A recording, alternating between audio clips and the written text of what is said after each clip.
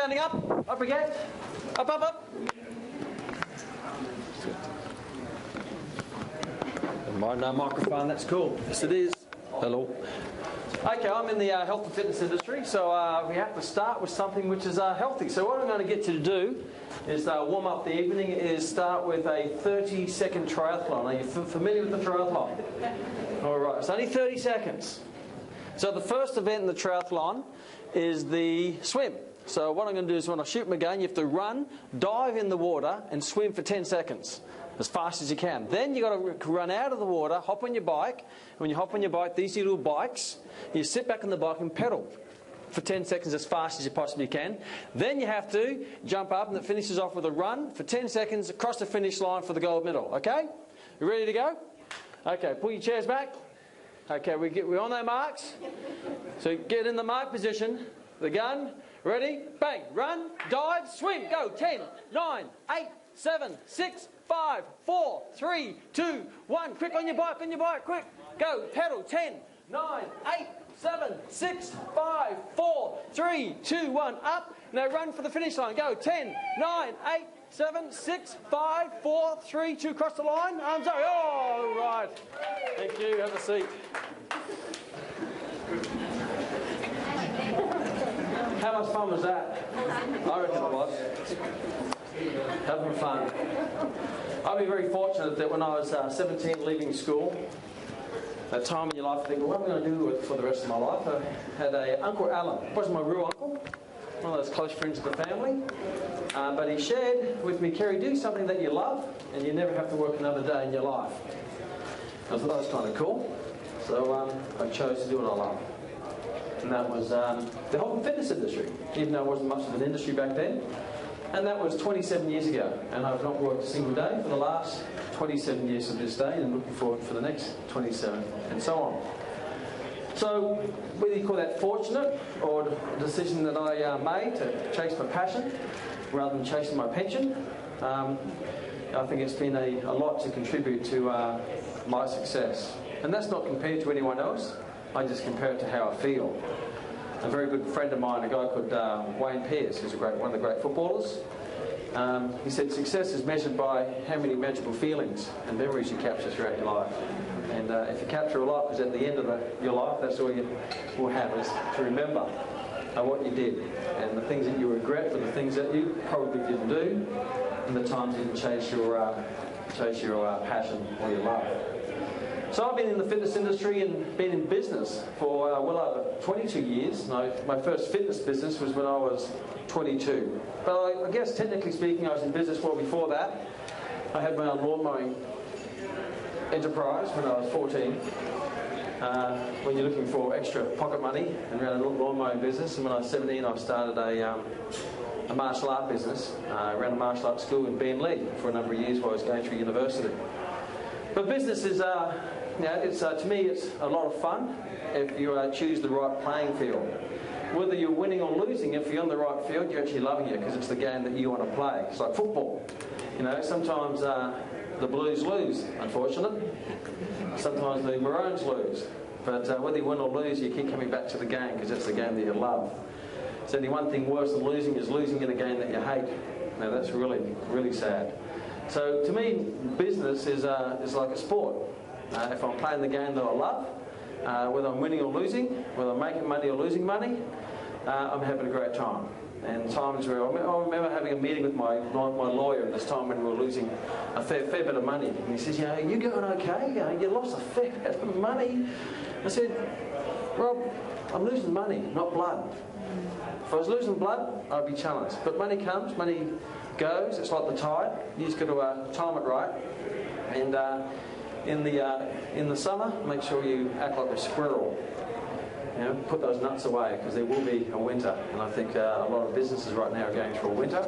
And the ones that are hit most, the ones who haven't been a squirrel in the summer, putting away the nuts in preparation, because things are not always going to be up and up. They go up and down. And that's the fun and the journey of it all. But in that 22 years in business, there's been numerous critical times where that happen and you make happen that change your whole mindset. and change who you are and gives you the opportunity to recreate yourself and recreate your business. And you get to change the thinking. And thinking doesn't change things, action changes things. And one of those critical times that I'll share with you, because in 22 years lots of things have happened. At the end, myself and Rowe, we've run businesses that were listed on the BAW Fast 100 for 2 years running, in the fastest growing business in Australia by the BAW magazine, and also in that journey, accumulating a lot of wealth spiritually and financially, and being on the BAW Young Rich list. But that's not where the fun is. The fun is in the journey. And in that time, there's going to be times, it's normally the tough times that bring the best out of you. And I remember I was working as a gym instructor, and my passion and my love is I wanted to do strength training for elite athletes. And this is some 22 years ago.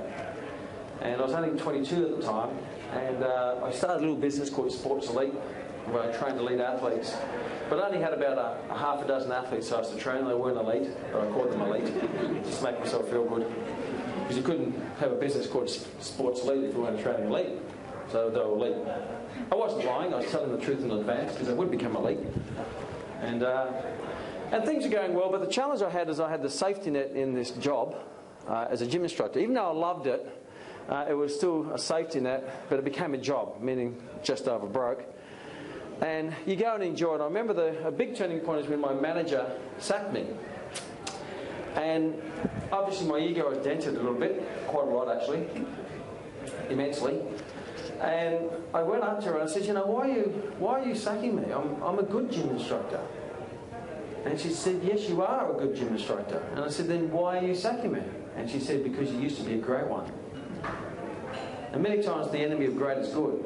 People settle down to the comfort of good, where it's nice, it's easy, it's comfortable and secure, but never change the things that's going to make them great, because they're too busy holding on to the security of good. But I was fortunate that was a huge kick in the bum. It took me a while to realise the lesson. But when I got sacked, then I had no choice but to put my whole heart and soul into my business called Sports Elite. So I'm thinking creatively, I got this business Sports Elite. I want to train Olympic athletes. I want to train national sporting teams. I want to be one of the leading health professionals in the country. I thought, how can I do that? I've got the name, but just don't have the athletes. So I thought, okay, I need to market myself and get clients or get teams. I had no idea about marketing, never done any business training whatsoever in my journey. However, when I was at the gym, they ran a seminar. It was like a healthy lifestyle seminar. It was held at the Jupiter's Casino, Conrad Hotel. And they invited on the radio people to come to this healthy lifestyle seminar. They had a panel of experts. There was an exercise physiologist and a dietitian and a physiotherapist and a guy who does stress management. He was a friend of mine, actually, the stress management guy. I went to university with him. And it was amazing because he was really stressed doing the presentation on stress management. So I found that fascinating. So, okay, he was all nervous and okay. But it was very successful. They got probably 100 people to it. I was the gym instructor to chaperone people to their chair. And the whole point of the night was to make sales. And they gave everyone a week membership to the gym. And it was super successful, and they got lots and lots of members from it. So I thought, well, what I would do, I'd take that idea and I'd run a seminar, but it would be for athletes and coaches and sporting teams. And what I'd do is promote it, and they all come to and listen to this panel of experts speak on sports conditioning, and that would include me. So they go, what will I call it? And my former manager used to subscribe to a marketing magazine called Peak Performance. So that's a kind of cool name. I'll use that. I'll call it the Peak Performance in Sports Seminar. But then I thought, I'll actually make it sound bigger than what it really is. I call it the Peak Performance in Sports Seminar Series. Like there's a series of them. So okay, I've got the name. So I went over, where can I hold this seminar? And I couldn't hold it at like, the Labrador RSL or, the Radiant Church Hall. I had to hold it in somewhere which is a representation of success. So I had to hold it in like a 5-star hotel. So I went over to, it's called the Pan Pacific Hotel then, now it's called the Sofitel, when the monorail joins the casino, and there was no monorail back then. It just opened this hotel, and I went over there and I said, what I'll do is I'll open up I will hire one of the rooms. So I spoke to the lady, she said, I want to hire a room to this sports, Peak Performance in Sports Seminar Series. And she said, okay, well how many people will be coming? I said, hundreds. There'll be hundreds of them. And she goes, okay, well, we've got 2 rooms. We've got the periwinkle room, which will hold about 200 people. We've got the grand ballroom, which will hold about 500 people. Which one do you think? I said, well, how about we take the periwinkle room, but if we overflow, we can go into the grand ballroom. And she said, oh yeah, okay, that sounds good. And then she said, okay, well, that will be $200 for the night from 6 p.m. to 9 p.m. Now, I'm broke. So I said, no challenge, I'll go and so what's the deposit? She said $50. So I went back down to my little car, my little Datsun ADB rush bucket car. You know, when you're going through the ashtray and getting coins, looking under the seat, finding some coins. I had all these coins adding up to about $50 and the $1 notes back then and the 2. And I said, okay, I can't take this up to us. We got it changed, went up with a $50, and I gave it to her, there you go. And she said, okay, well, you just have to pay the rest on the night. No challenge. Oh, what I might do is just charge for people to come into the seminar. I thought I'd charge $2 each. A lot of money back then. $2 each, and that would pay for the room. Because my main goal is to promote this. I said, okay, well, what do I need now? I need to get a flyer or a brochure. How do I do that? Now, my gym when I was at got its first computer, so I had no idea about computers, and it was back in MS-DOS. Some of you may remember that MS-DOS days, so I had no idea of it. But a friend of mine had a little Macintosh Apple computer, a guy called David Hatch, who ran the GCI, the Gold Coast International Health and Racket Club, and he had a little computer, so I rang him up and said, can you do a brochure for me? He said, yeah, no worries, come around. So we had a flyer, and I was amazed by this computer. Again, I got amazed by my mother's electric typewriter at the time, and now we had this thing. I go, oh, technology. So you put the Peak Performance and Sports Seminar headline, and I said, Peak Performance Sports Seminar Series, come and learn from a panel of experts on how to increase your performance in sport. It was something like that. It sounded really sexy and great. And then he says, okay, who's on the seminar? Who's on the panel? I said, me. Okay, well, Rowie McEvoy, Managing Director, Sports Elite, Australia's leading strength and conditioning specialist. And you may ask why I was Australia's leading strength and conditioning specialist. Well, I was the only one, because those titles didn't exist back then. Teams didn't have strength and conditioning specialists. The coach did all the fitness stuff. And so I was the only one, therefore I must be Australia's leading. I had a good argument. In my mind, I was Australia's leading. I was at the forefront of myself. So he wrote that down and he said, okay, so who else is on the panel? I said, I don't know, you know anyone? He said, oh, geez, okay. How about you call Michael Payoff? He's a sports physiotherapy at the Mermaid Beach Sports Physiotherapy Clinic, and he's a sports physiotherapist for the Gold Coast Titans, not the Titans, the Giants back then. We had a national rugby league team called the Giants, which is like the Titans today.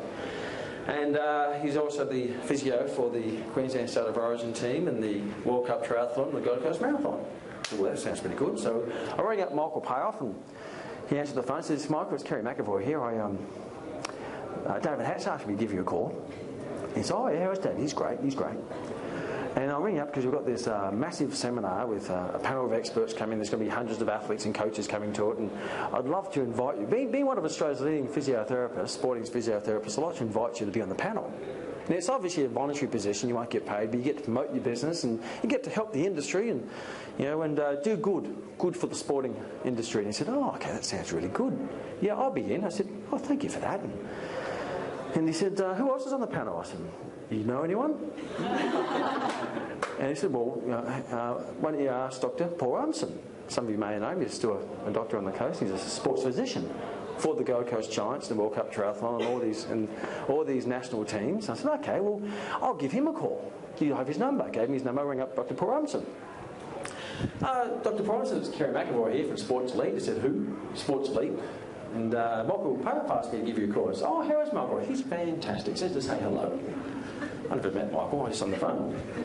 And he said, okay, so what can I do for you? He said, we've got this Peak Performance and Sports Seminar Series, hundreds of athletes and coaches coming, and I'd love to invite you to be the sports physician on the panel with Michael. So, oh, that'd be really good. Okay, I'll put you in then. Fantastic. So I got two, but I always remember it was during holidays, I met a gentleman in the gym, and his name was David Keaton.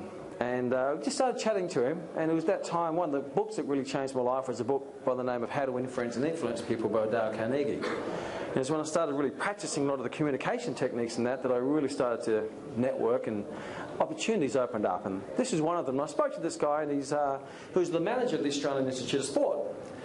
So I got to chatting to him. He said, look, I'm from Sports Elite. And, oh, okay. And, he's polite, but not really interested. And So I met him on his holiday when he was up in the gym, and 6 months later, this is now, I call him up. So I'll give him a call. So I ring up the Institute of Sport, and I said, got to the personal assistant. I said, it's Rowie McEvoy from Sports Elite. He says, yeah, what can I do for you? He says, I'd like to speak to David. What about? I says, we'll get this peak performance in sports seminar series. It's huge. David would be really interested. And I think the Institute should be involved in this.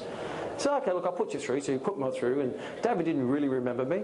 But after a while, he sort of, started to remember, oh, yeah, I remember you on the holiday, yeah. And I said, look, we've got this panel of experts, and there's going to be hundreds of athletes, and it's a year of the Commonwealth Games, and it'd be really good for the industry. And athletes now are going into the professional era, and they need managers. And a lot of them don't know how to manage their careers, and you being the manager of the Australian Institute of Sport, I think it would be a fantastic idea if you came to the panel and gave advice on how these athletes going into the professional era can manage their professional careers.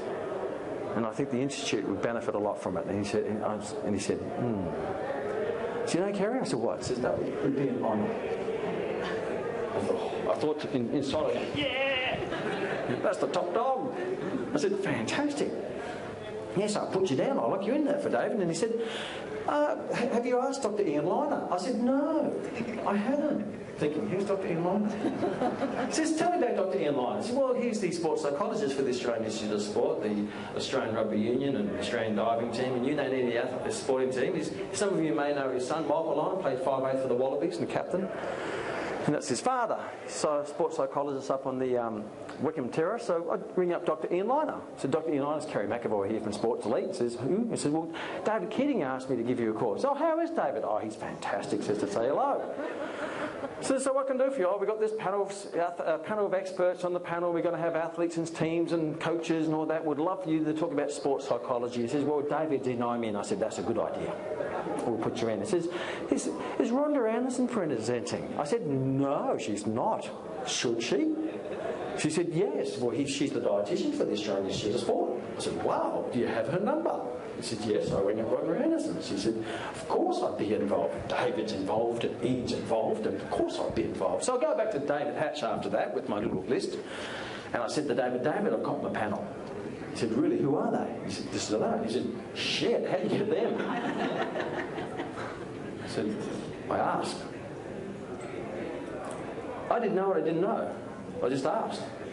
And if you create a big dream, you attract big people. And they were attracted to the big dream.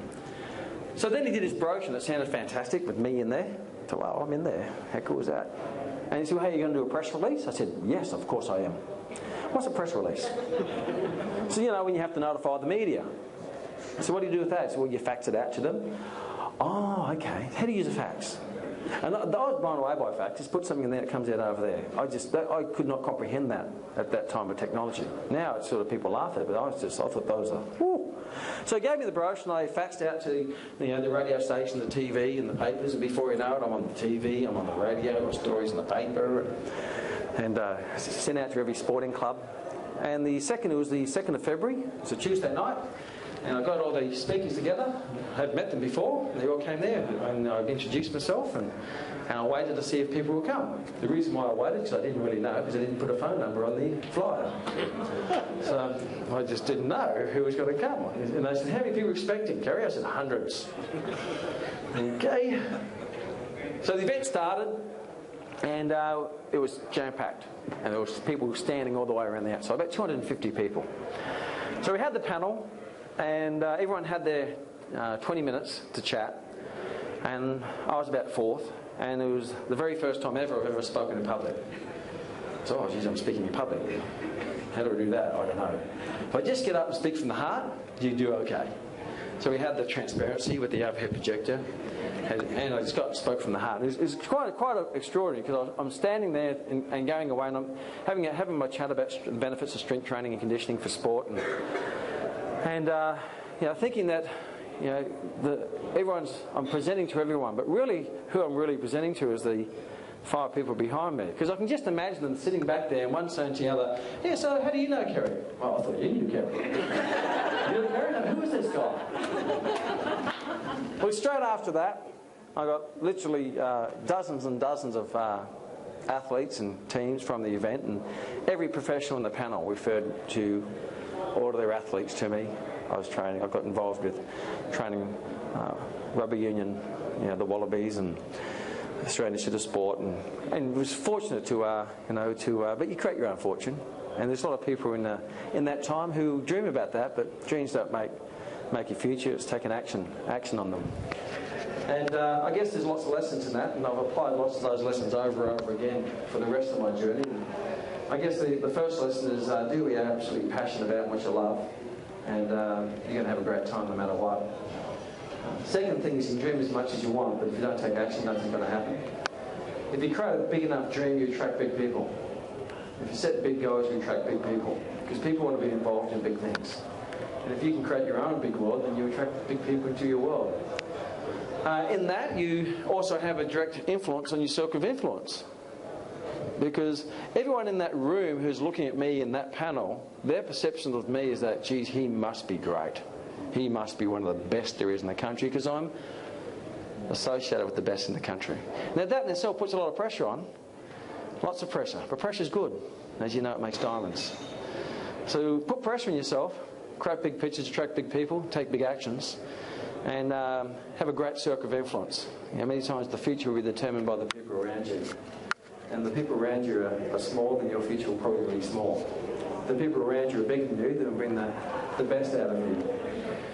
Take action and never ever give up. And when you accomplish one dream, then go forward and set a new big goal. A big goal is to make other people laugh. Because at that time, there were a lot of people, lots of cynics in my life. As if you're going to become a strength and conditioning coach. There's no such thing. As if you're going to become a personal trainer. People want to pay money for personal training. As if you're going to open a personal training studio. People want to go to a studio. And again, in all my journey, I've always had the majority of people saying it won't work. And but don't listen to them. You only respect the people that you respect. Don't listen to the people who don't dream or don't take action. So I guess the big message here for me to share with you is that you don't have to be the best to be the most successful. You just have to create the perception you're the best to be the most successful. And by creating the perception that you're the best, that in turn puts a massive internal pressure on you to live up to your perception. That actually makes you the best. Thank you for a great night. Wow.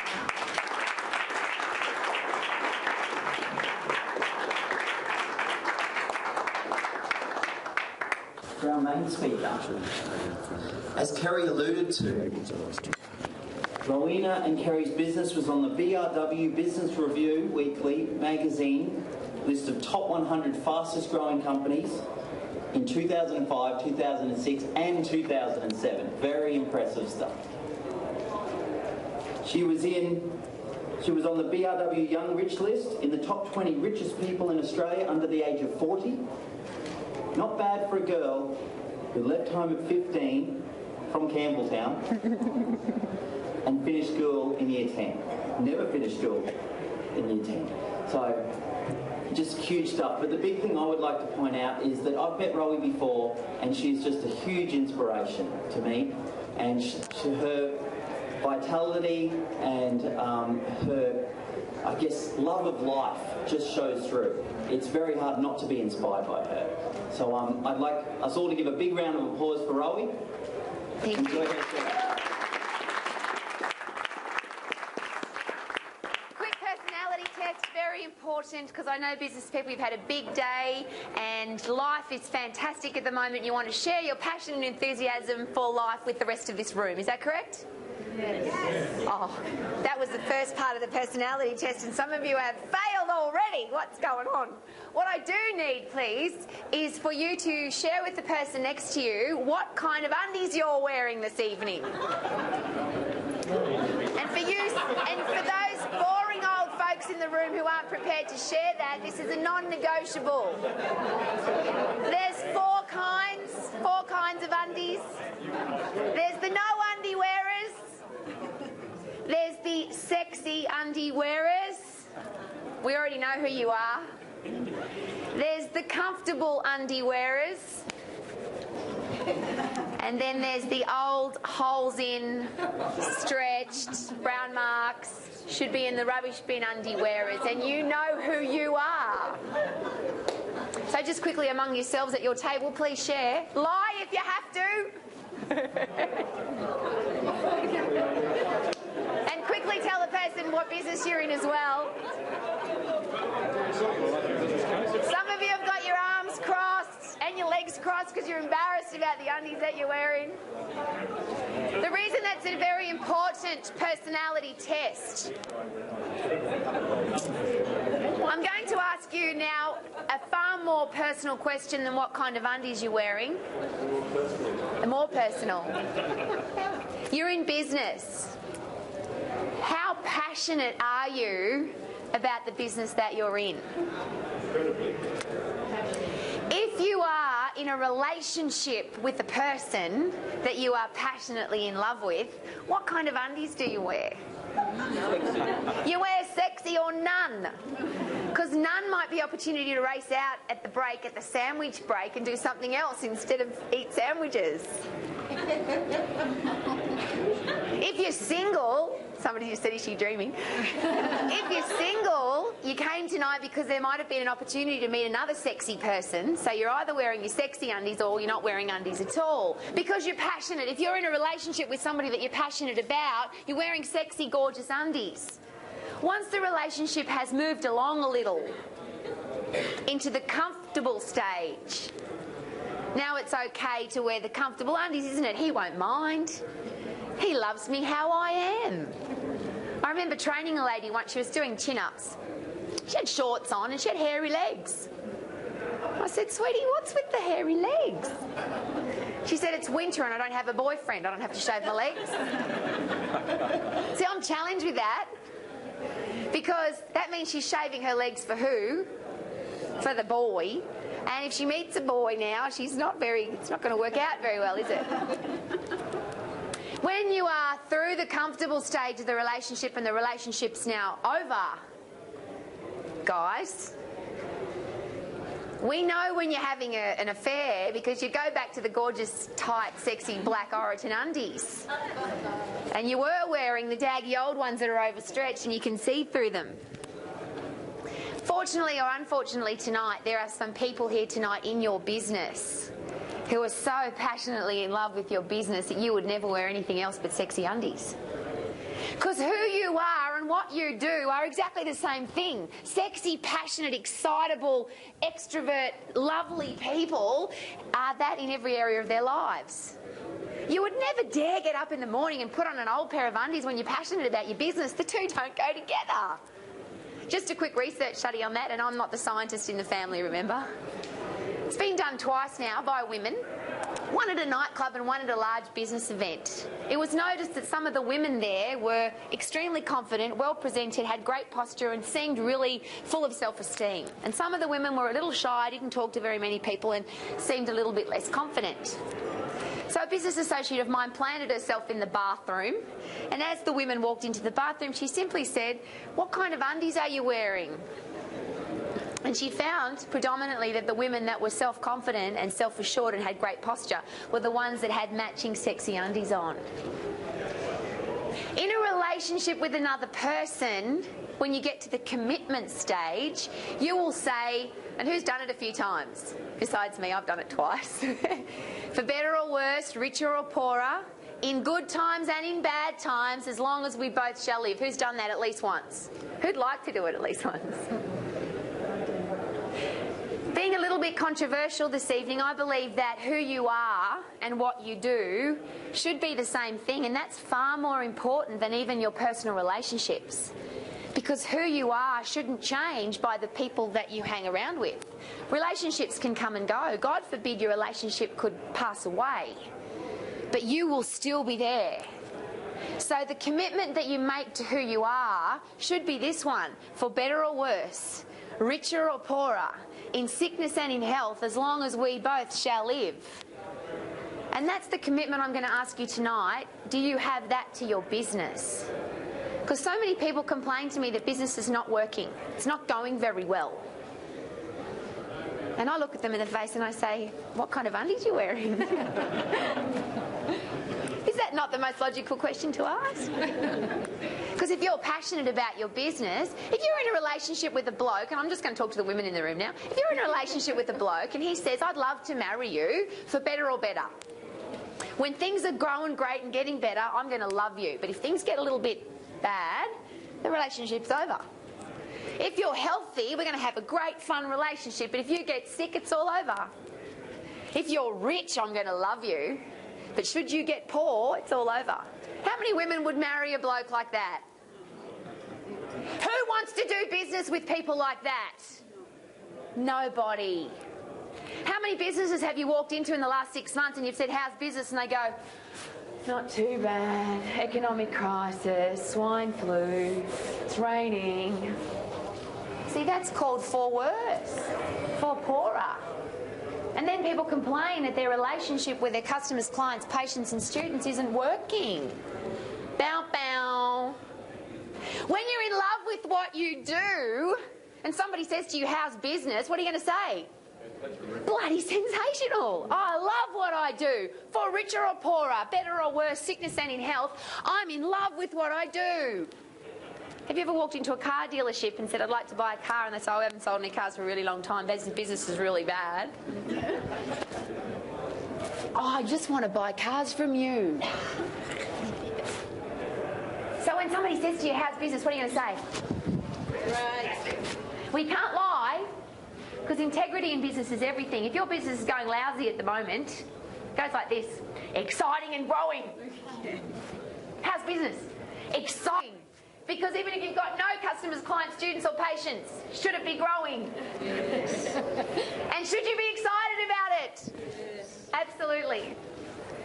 The last time I chatted in public was yesterday lunchtime at the Greenbank RSL Club to a business networking group. In the background, we're in the public restaurant. And these people looked bored about their own business, unlike you guys who are all really excited this evening, right? Yeah. And I just asked some really simple questions, which I'm now going to ask of you. And this is, as you can now tell, this is not rocket science. Do you light up the room when you walk into it? Or do people go, thank God she's gone? And when you walk out, all the lights come on.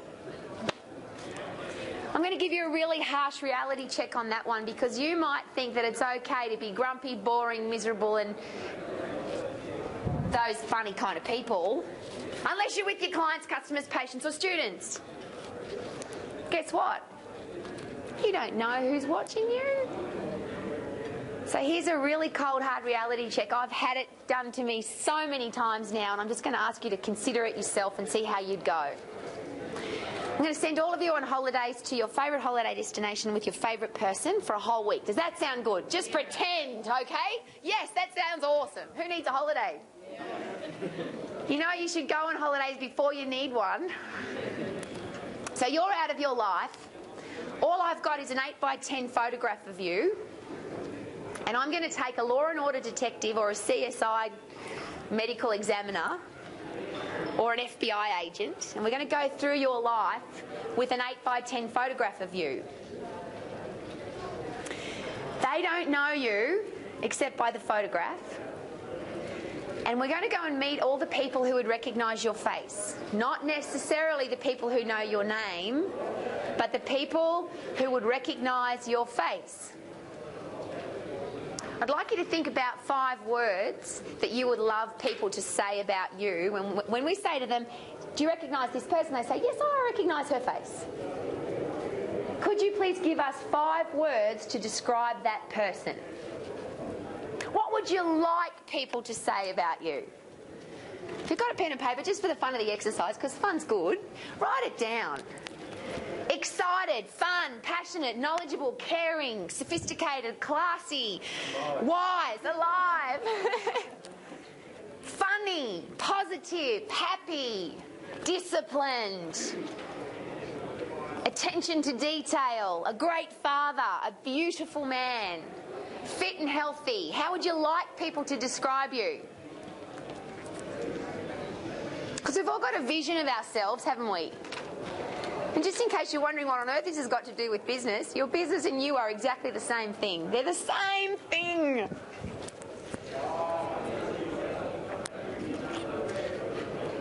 The next question is, would those people use those words or similar?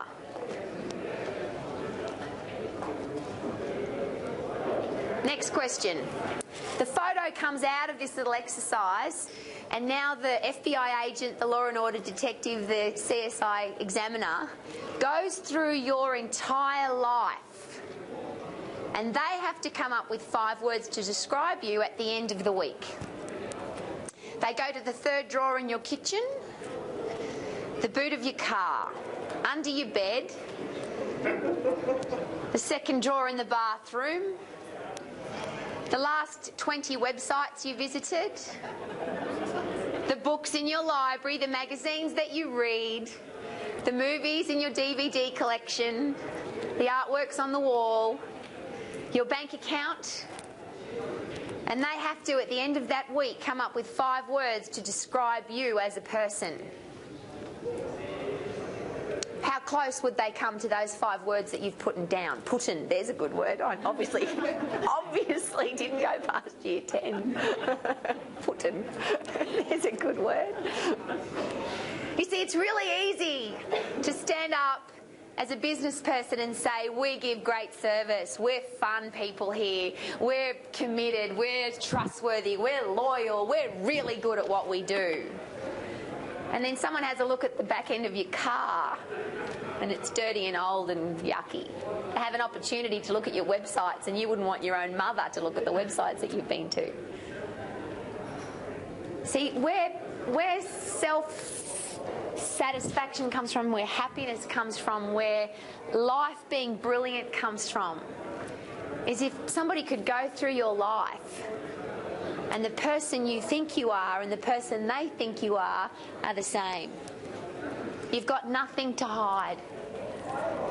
You're so proud of who you are that all of that rolls over into your business, into your relationships, into the way you treat people. I can only share with you how uncomfortable this was when I heard it for the very first time, because I had a lot of Jackie Collins books in my library. I had Cleo magazines in my magazine collection. I had some really lousy friends. See, people will choose who you are by the people that you associate with. We know that, don't we? Logically, we know that. But if you're seen at 3 o'clock in the morning at nightclubs on the Gold Coast and you're really drunk and you've got your daggy old undies hanging out of your skirt, and then you try and do professional business with people on Monday morning, you have to know that the two don't go together. And then when somebody says to you, how's business, and you start blaming the government and the weather and the swine flu and the traffic, you have to start looking in the mirror. And then there's that beautiful thing about business that says better or worse, richer or poorer, in good times and in bad times. But when you're in love with what you do, you even love the bad times. There are any women in the room besides me that love diamonds? The bigger the better. South African, you've got to love diamonds. You know that diamonds would just be an ugly brown rock if they weren't put under pressure. And I know that you've heard that. You know, it's one of those cliche things that you always hear at things like this. But when things are tough, this is exactly what I say to myself. A diamond is being created right now. And you can control everything that you think about. You can control every way you react or respond to every situation. You have full control over that. So you can whinge about the government, but if you didn't vote, you better not whinge. You can whinge about the weather, but do you have any control over the weather? Do you know how many people on the Gold Coast whinge about the weather? If you're from New Zealand, I'm very sorry, but this has been an experience of mine. I've come over from New Zealand for a holiday and it's raining. I can't believe I left New Zealand for this. I say, we really love the free water coming out of the sky, and guess what? There's a plane leaving for Auckland in half an hour. I would never say that. I have though. The reason it's important for me to surround myself with happy people is it only takes one miserable person to infect a room, yes? Here's the question. Are you that miserable person that when you walk out of here, people go, thank God she's gone? And then you whinge about business not going very well. If you whinge about the traffic, first of all, if you've been in business for a long time on the Gold Coast, as we have, we love cars on the road here, because what does that mean about the growth of our business. The more cars on the road, that means more people. And guess what roads are for, just in case you didn't know? Cars. Oh, and I've got blonde hair and I still get that. Which means that good roads, more cars fix the roads. So instead of getting cranky with the traffic, you go, yes, there's more cars on the road, better roads. Oh, you could try. You could try to be positive. You could call your team players staff. That's a common thing in business, isn't it? I'm talking about the words you choose now. Your business will be determined by the words that you feed into your Google search engine every day. It's called your subconscious brain, and who feeds the words into your subconscious brain? If somebody says to you, how are you? And you say, not too bad. You know what that means? Bad, but not too bad. Somebody says to you, how are you today? And you say, well, I wish it was Friday. Just a quick side note on the words that you choose. How many of you are great singers? Everybody in this room is a great singer if you decide to be for the next 2.5 minutes. Because whether you think you can or you can't, and we have a great singer, so we're going to be absolutely brilliant. And I can't sing either, but I can for the next 1.5 minutes. You ready? The names of the days of the week. Who's ever suffered from Monday-itis? You have, so good place to start is the truth. We've all had it, yeah? What if you woke up Monday morning and it wasn't Monday anymore, it was magical day? What if you woke up on Tuesday morning, it wasn't Tuesday, it was terrific day? It's not Wednesday, it's wow day today. Everybody write wow with your bottom in your chair, go, I've got my flippy skirt on for a reason. Some of you have really got to get your personalities checked. You see, if you wake up in the morning and you hate Wednesdays, but you look in the mirror and you say it's wow day today, even if you're a grumpy shit, you can't be grumpy when you've said wow day. How about thankful day instead of Thursday? Have we got reason to be thankful? We live on the Gold Coast. We do business on the Gold Coast. We could be in Afghanistan. We could be in Baghdad. There's some really horrible places in the world. Yesterday I was at Greenbank RSL Club. There's people doing business in Browns Plains. I would much rather do business on the Gold Coast, yes or no? Absolutely. And yet we wake up in the morning and we don't see the sun or the free water out of the sky. We whinge. Not anybody in this room. I'm sure nobody in this room would whinge. But people do, don't they? What if you sang? Are you ready? Happy magical day to you. May your Tuesday be terrific. May your Wednesday be very well. And your Thursday be thankful. May your Friday be a fun day. May your Saturday be super. How many? See, I remember school for me, year 10. How do you spell super? S-O-O-O-O-O-P-E-R. How's it go? Super day.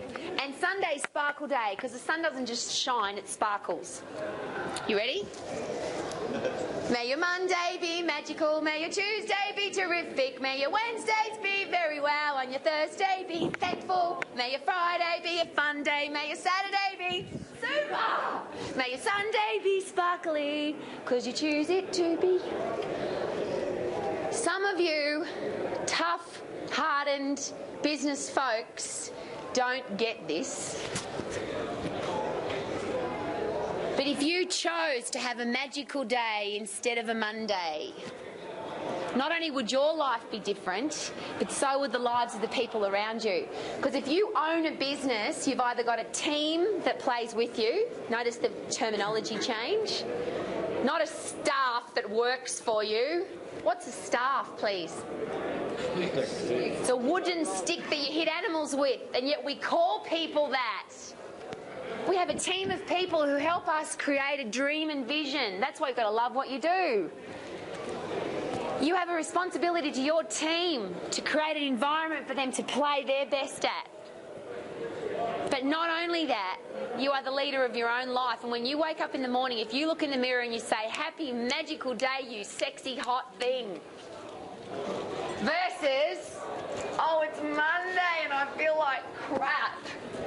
Who feeds the words in? I'm not a psychology expert, but I do know this. You get to choose the words. Women in the room, and I know this never happens to men, but ladies, who's had a fat day? Ever. The technical folks, the man with the exercise science degree and master's degree, will tell you that you cannot physically go, women, you ready? You cannot physically go from thin to fat in a 24-hour period, doesn't matter how much you eat. It's physically impossible to eat enough calories to go from thin to fat in a 24-hour period. Ladies in the room, who's gone from thin to fat in a 24-hour period? Where does that happen? It's all in your head. Because you know what we do as women? We wake up in the morning, we look in the mirror and we say, I'm fat. Or worse, I feel fat. And I promise you that a feeling fat woman is not a happy woman. Guys, have you noticed? And when that happens, you can't lead your team, you don't lead your life, you don't look after people effectively, and life changes. I don't know anything about business. Nothing. Except that if you love what you do, the money will come. If you love what you do, there's going to be good times and bad times like there is in any relationship. If you love what you do, you're going to get sick. Every so often you get sick, don't you? You don't die, you just get sick. And then you get better and then you move on. But when you absolutely passionately love what you do, it doesn't matter. And here's a big reality check, because I don't think many people in this room will have been through this, and I never like to assume. But when the BRW magazine rings you and says, you're one of the richest people in Australia under the age of 40, I'm now 42, so that doesn't count anymore. And you go, really? How much am I worth? And he thinks you're an idiot. And that all gets taken away in a hostile takeover that attacks every single part of your integrity and your soul. Every single part. And guess what? I'm more in love with my business today than I've ever been.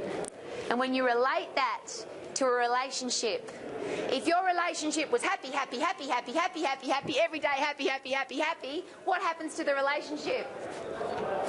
Come on, be honest. It gets bloody boring. It's the tough times that you go through together that make you stronger. I've got goosebumps, I'm so excited. It's the tough times that you go through with your business that makes you better and it makes your business better.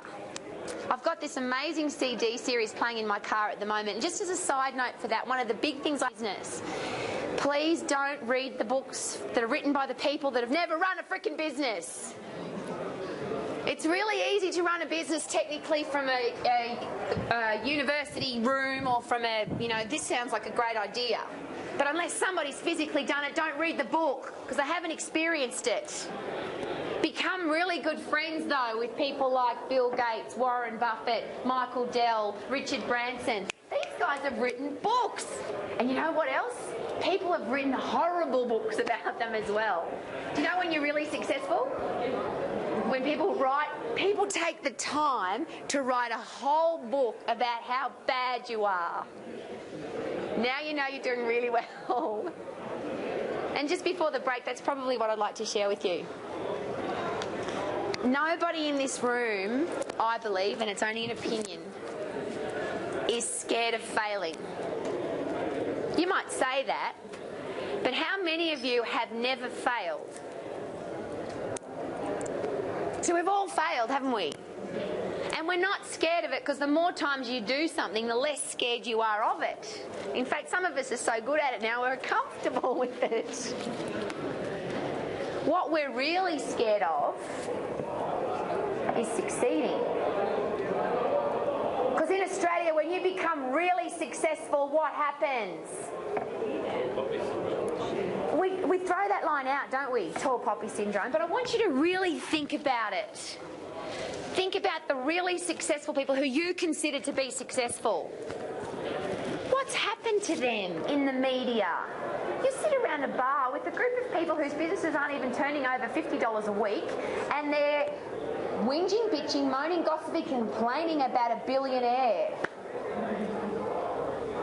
When you've got $1 billion, give Donald Trump a hard time about his hair. I believe the reason why you're not successful is because you give people who are successful a hard time. Every 5 seconds that you spend pulling somebody else down is what?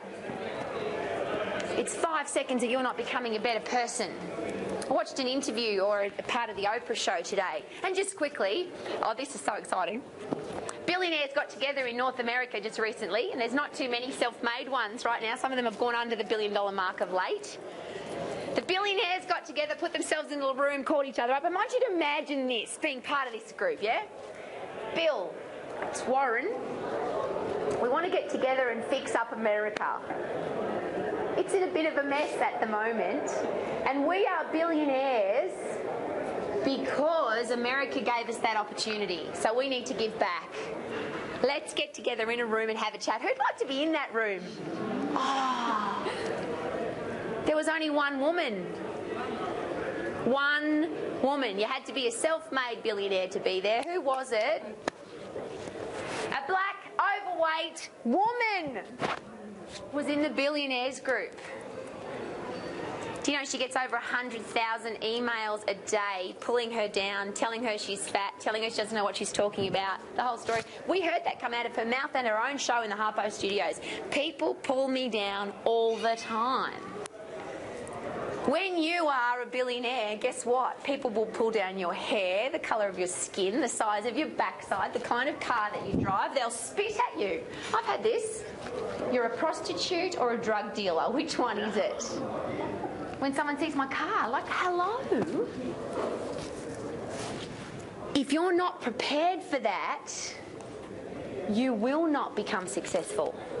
You have to prepare for it. You know that if your circle of influence right now, if you were to achieve every single one of your financial goals, business goals, personal goals, if you got a brand new home, a brand new car, a brand new boat, would everybody in your life be extremely excited and happy and passionate for you and go, wow, good on you, mate? You've got a $10 million yacht and a $20 million house and a $2 million car and you're going on a $1 million holiday. Isn't that awesome? Or who do you think you are? Why is it in Australia when somebody wins lotto they don't want to tell anybody?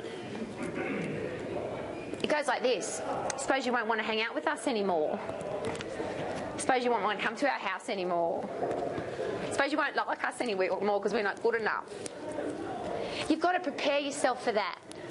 Because when you are absolutely passionate about your business, when you're in love with it, the money will come. And you won't believe it. You'll come from nowhere and you go, what? Young rich list, how much am I worth? And it doesn't matter, because if that gets taken away, because that's now a bad time. We would call that a bad time, wouldn't we? That gets taken away. Is that a bad time? No, no, no. That's called turn into a diamond time. If you're not prepared to be put under pressure, you will never become successful.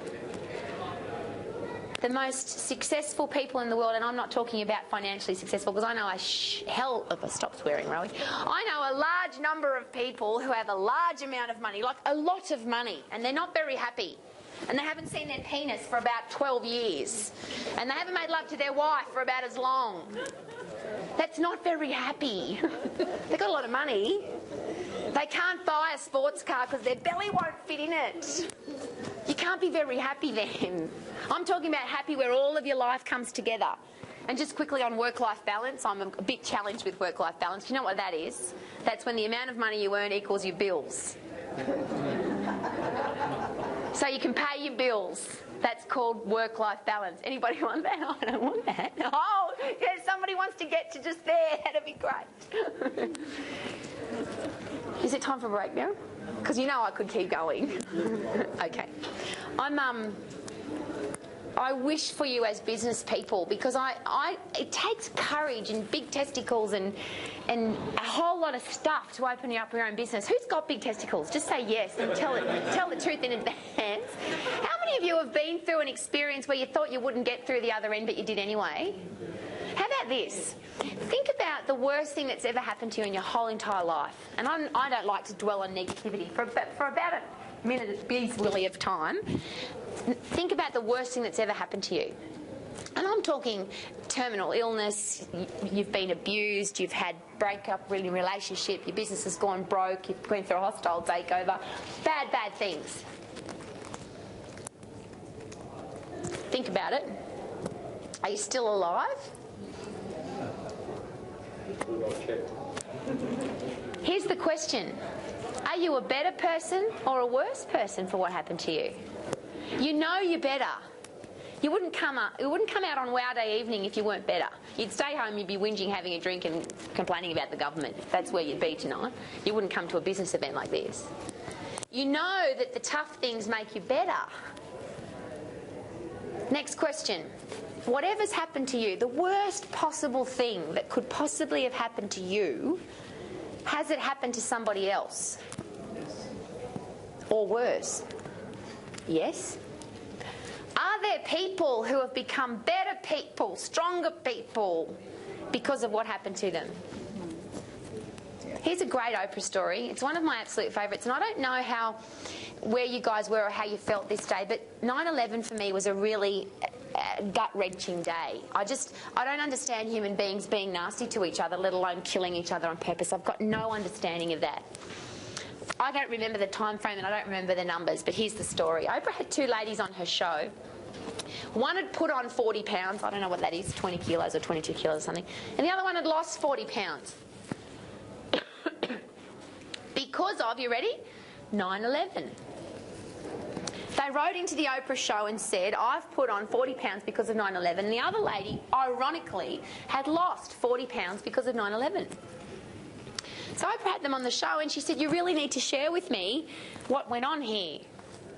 And the first lady said, well, I watched CNN, I saw this terrible thing happen, I couldn't leave my television for weeks on end, I was waiting for them to pull bodies out of the building, and I sat in front of the television and I ate and ate and ate and ate and ate because I was so depressed. And I put on 40 pounds. And don't quote me on that number because I don't remember, but it was a large amount. Oprah then turned to the other lady and she said, and you, what happened to you? And she said, I watched CNN and I saw this terrible thing happen. I saw Americans get killed. So I gathered my neighbourhood together and we started walking and we got people to sponsor us per mile of the number of people that died in 9/11. We've raised over $20,000 and I've personally lost 40 pounds. I had a client once. She was quite overweight. And I said, why? Why has this happened to you? She said, oh, I've had children.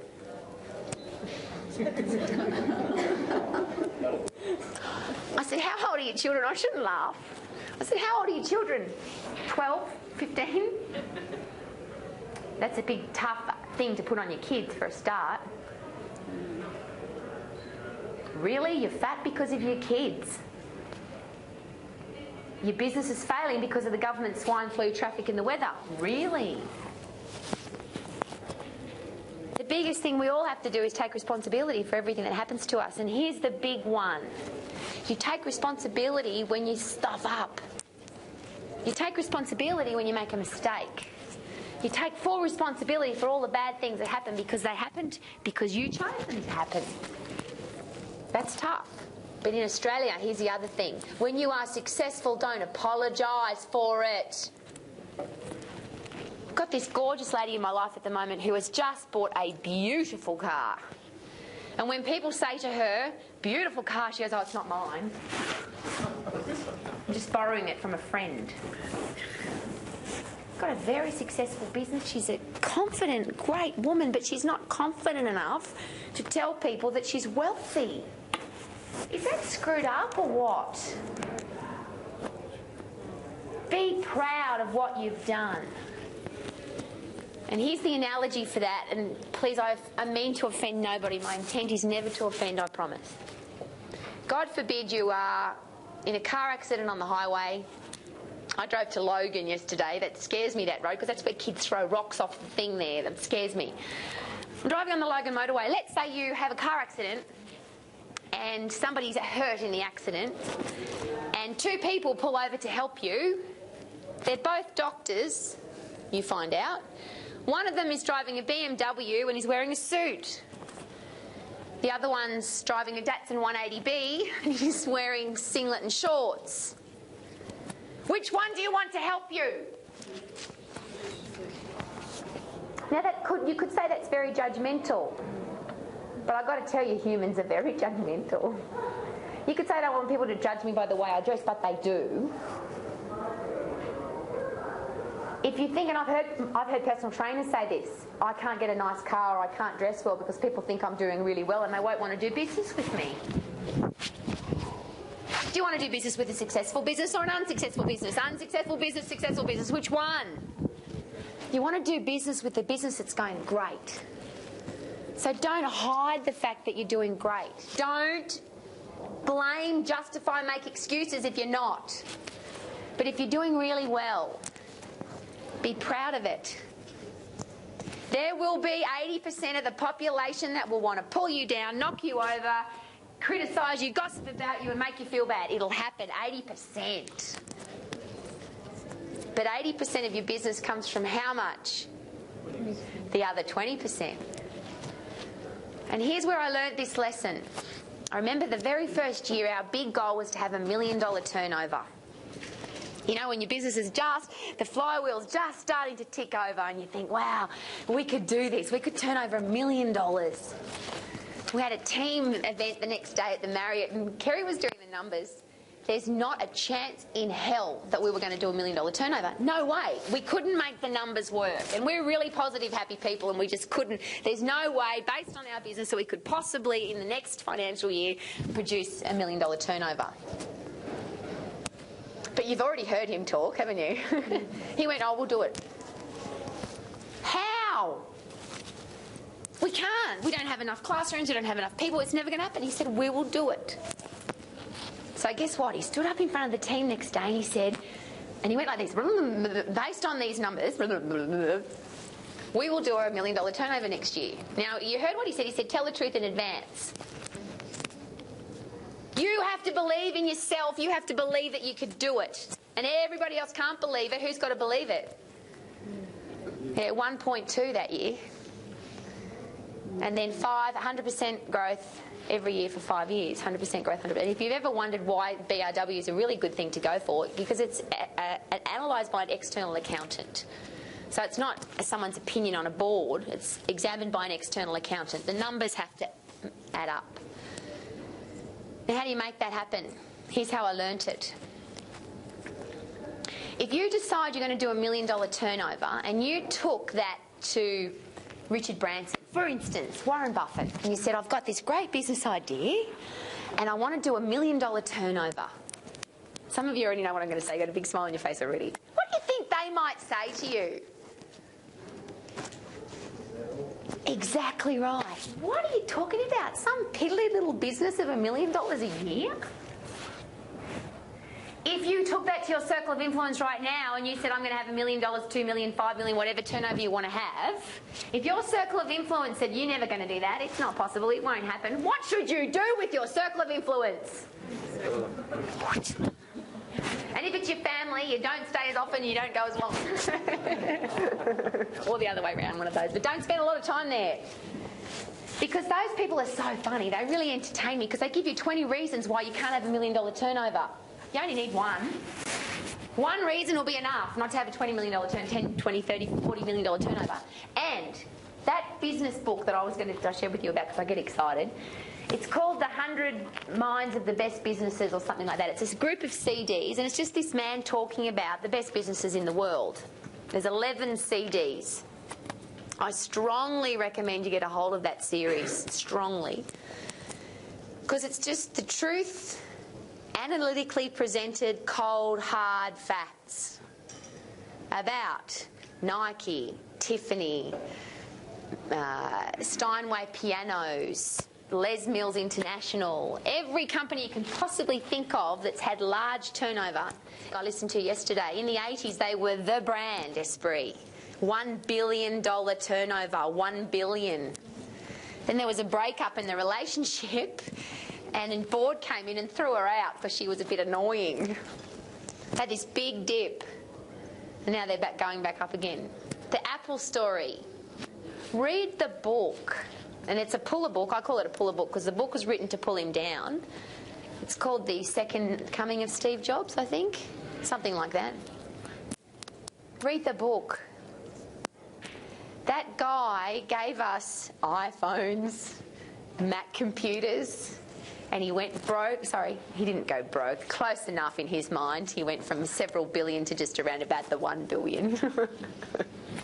See what happens though when you hang out with the right circle of influence? Just quickly on that story, he was so passionate about his company, he didn't really want it to go public because he loved what he was doing. But he sold it, became a multi-billionaire, they put him on the board and he couldn't make decisions anymore. So he went and opened up another small company called Pixar. And then bought his company back again. And we've had a bit of a resurgence with the iPhone, etc. Read the book, it's absolutely amazing. Those guys don't give up. And when I say guys, I find it hard to find women because there's so few women in business. You know why? I'm talking to the women directly now. Because we're too bloody emotional. We get a knock in the backside and we fall over sook and cry. Guess what blokes do when they get a kick in the backside? A real man, that's what he does. This is what I believe in. Nobody will take me off my focus because this is what I believe in. And that doesn't come from a job where you go to work where you've got some staff and you're whinging about the weather and the traffic. That comes from having a vision and a passion that you're in love with, and every day you wear sexy undies. Now you've probably heard this before as well. You speak around about 180 words a minute maybe. I'm going to speak at about 250, 300 and gust up to about 5 because I've got some really cool stuff to share. None of my stuff, I just feel like I have a responsibility to share it with you because there is a disease, please write this down if you're taking notes, it's a very dangerous disease, not called swine flu. What? It's called TFI. Total failure to implement. And it's really easy. This is, again, a very confronting thing, but I share this with my team regularly because I share it with myself regularly.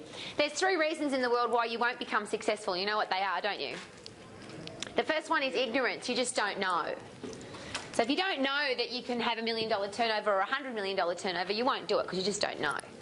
Once you know but you don't do, you then go into the 2 separate categories. The first one is stupid, which means you know it but you don't do it, and that means you're stupid. Or the worst one is that you're lazy, so that you know it and you even know how to do it, but you don't do it because you're just a lazy bum. So this next little group of things is not my stuff, it's other people's stuff. But when I heard it, I implemented it. Now you might say to me, but I don't have time to implement all the stuff that I hear. You know that's not true. Because how long would it take you to find out if it doesn't work? Not very long. But the beautiful thing about this is that most people don't have a go. In Australia, we just don't have a go. We go, there's the attitude. No, that won't work. Oh, really? How do you know? Oh, I just know. Have you done it? No. Well, how do you know that it won't work? So I've just taken on this blonde attitude, and for the other blondes in the room, please forgive me for this one, but I'm very proud of this. I call it blonde business for a reason, because if you don't know that you can't do it, you'll have a go anyway, won't you? So if someone says, have a go at this and see how you go, you implement it, see what happens, don't knock it before you've tried it. That's what I'm trying to share with you. Would that make sense? Okay. So the first thing you've got to look at before you can be passionate about your business is you've got to look after yourself, yes? This is not some warm fuzzy story from the fitness industry. This is just the cold hard facts of looking after yourself, because if you're not fit, healthy and strong and a hostile takeover comes your path, what's going to happen? You're going to be weak and sick and fat and you won't be able to handle it. So you've got to get yourself into great shape. Now the biggest challenge with being out of shape is that you're lazy, yes or no? So you've just got to accept the fact. Don't make excuses. Don't blame anybody else. Don't blame the weather. Don't blame the kids. Because you know at the moment people aren't exercising because it's too cold. In about 3 months' time I'm not exercising because it's too cold. And if there's free water coming out of the sky I can't exercise because it... Yeah, you got it. We've all used them, haven't we? So it goes like this. You've got to look after yourself. Very simple stuff, not complicated at all. You ready? Drink more water till you've got clear wheeze. You know, you're meant to say that to yourself. Ready, go. Drink more water till you've got clear wheeze. I can't hear you. Drink more water till you've got clear wheeze. For the stuffy people in the room who think that's not, I'm not going to be saying that. Who hasn't had a wee in their life? Everyone wheezes. The challenge is if you don't wee very often and only a small amount comes out and it's yellow, that means you're dehydrated. Now you can say, oh, that doesn't matter if I'm dehydrated. It really does, because your brain cells are 90% fluid and your muscles are 60 to 70% fluid. What does your brain control? Everything. So if you should have nice green, round, squishy, lovely, crispy grapes in your brain and you've got sultanas... By the way, that's what grumpy people look like, isn't it? Sultanas. Give them a glass of water. You're obviously dehydrated. Now, this is really simple, but I promise you, if you drink enough fluid till you've got clear wheeze, your brain cells are now hydrated, you can think more clearly, you now respond more effectively, you're sharper, more focused, and your muscles work better because they're hydrated. See, that is not complicated at all. I do apologise for my industry.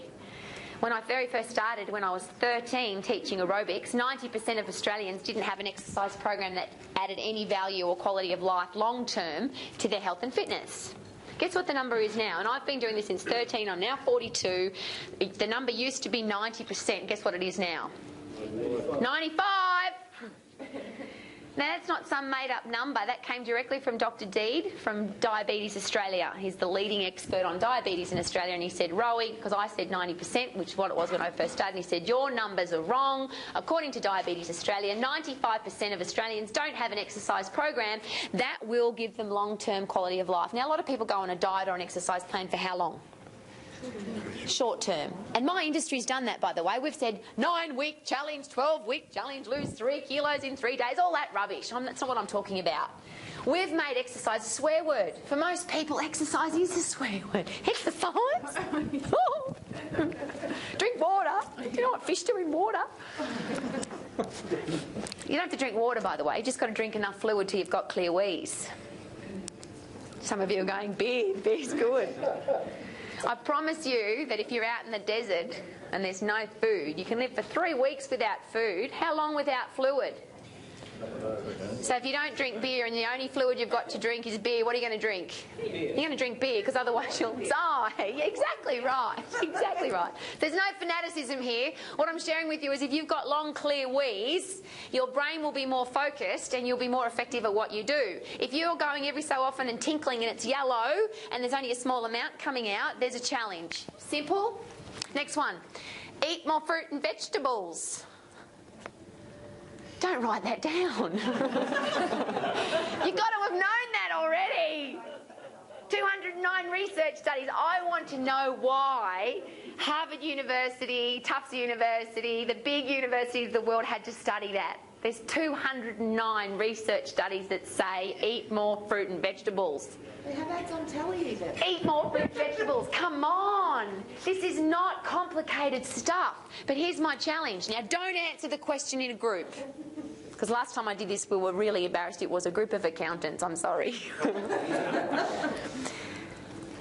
How many of you in the last 7 days, every day for 7, have eaten at least 1 piece of fruit and 1 piece of vegetable that isn't a deep-fried potato? Don't answer that question, because a lot of you say 1, I have 7. I had a poor personal training client. When I say that, his father had just died of a heart attack, which was very sad, and he already had a waist measurement of over 100 centimetres. This is for the men in the room. If your waist measurement is more than 100 centimetres, you are in the top high-risk category for coronary heart disease. And if you didn't know this, the #1 symptom of coronary heart disease is sudden death.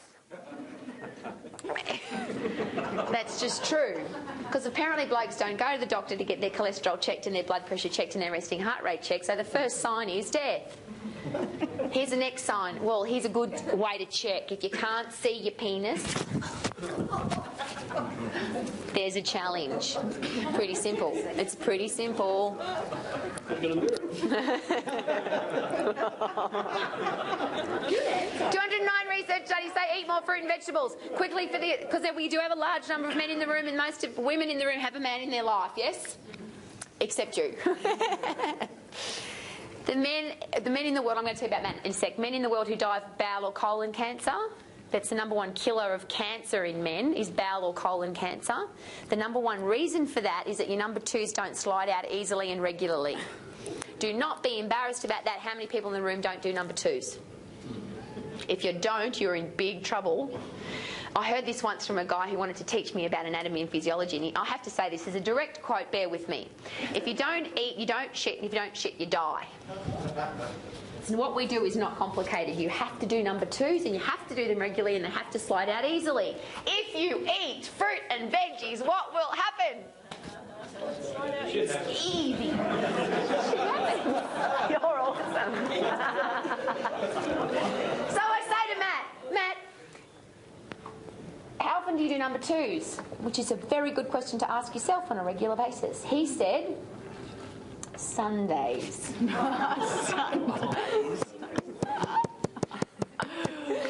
I take the newspaper into the bathroom and hope that something happens. So it's not even coming out easily on a Sunday. This is not good. Number of fruit and vegetables you've eaten in the last 7 days that isn't a deep fried potato. He couldn't remember the last time that he ate a fruit or vegetable that wasn't a slice of tomato on his Big Mac that he used to take off anyway. Now, we're all smart people. We know that that's not smart. I use this analogy regularly. You've probably heard it before. It comes from my good friend Zig Ziglar, and you will not forget that. If you had a racehorse, $1 million racehorse, you went over to the million things over there that they do at the race course. That's it. Thanks. And you bought yourself $1 million racehorse. What would you feed it? What would you give it to drink? Best. Would you pop it down to McDonald's every night? Pizza Hut, KFC, give it a few beers, and a couple of ice creams and some lollies? Why wouldn't you do that? Because it wouldn't run fast. Well, RSPCA would put you up pretty quickly. Where's the RSPCP for cruelty to people? What we feed our kids is disgusting. We wouldn't give it to a racehorse. The way we feed ourselves is disgusting. I'm not asking you to change your diet. Just eat some more fruit and veggies. First, this is really easy. Don't not eat junk food. Enjoy it, love it, have it. It's fabulous. But eat the good stuff first. The one and only time in my life where I had a role that wasn't in the fitness industry, and I was still teaching aerobics and still doing personal training, but I was also working in a pub part-time, and I couldn't help myself because the publican said to me, "You're really good at chatting to people. I'm going to pay you $500 a week." In 1988, that was a lot of money. To be at my pub from 3 o'clock in the afternoon till 5 o'clock in the afternoon or 6 o'clock and just talk to the blokes, just ask them questions, be nice to them and stuff. $500? Oh, okay. One Friday afternoon we had a McDonald's eating competition, and where I was working was at a pub in Mackay. In 1988 there was no McDonald's in Mackay. They had to drive to Rockhampton to pick up the food for the McDonald's eating competition. It's a really good... Yeah. This guy ate 18 Big Macs in one sitting. He won the competition, took home a carton of beer and some money.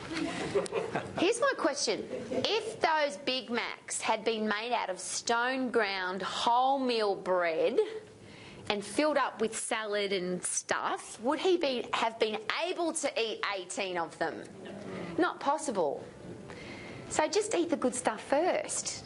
If you want to have an ice cream and some hot chips and pizza, and eat some fruit and veggies first. And if you've still got room, then go for it. Is that easy? Yeah. So what's the first one? Drink more water till you've got clear wheeze. Go. Drink more water till you've got clear wheeze. Eat some fruit and veggies. How's it go? Eat some fruit and veggies. How about this? There's some stairs and there's an escalator. Who has the choice? We all have a choice. I promise you, what do we choose? Only just once go to the airport. There's a really good one in Sydney where you cross over at international to domestic terminal, and there's a big flight of stairs and there's big escalators. People line up to get on the escalator, to stand on the escalator, and they've just been sitting down from a flight from London. Yeah. I don't get that. And the stairs are quicker too. Exactly right. They absolutely are. We've become a society where movement has become inconvenient.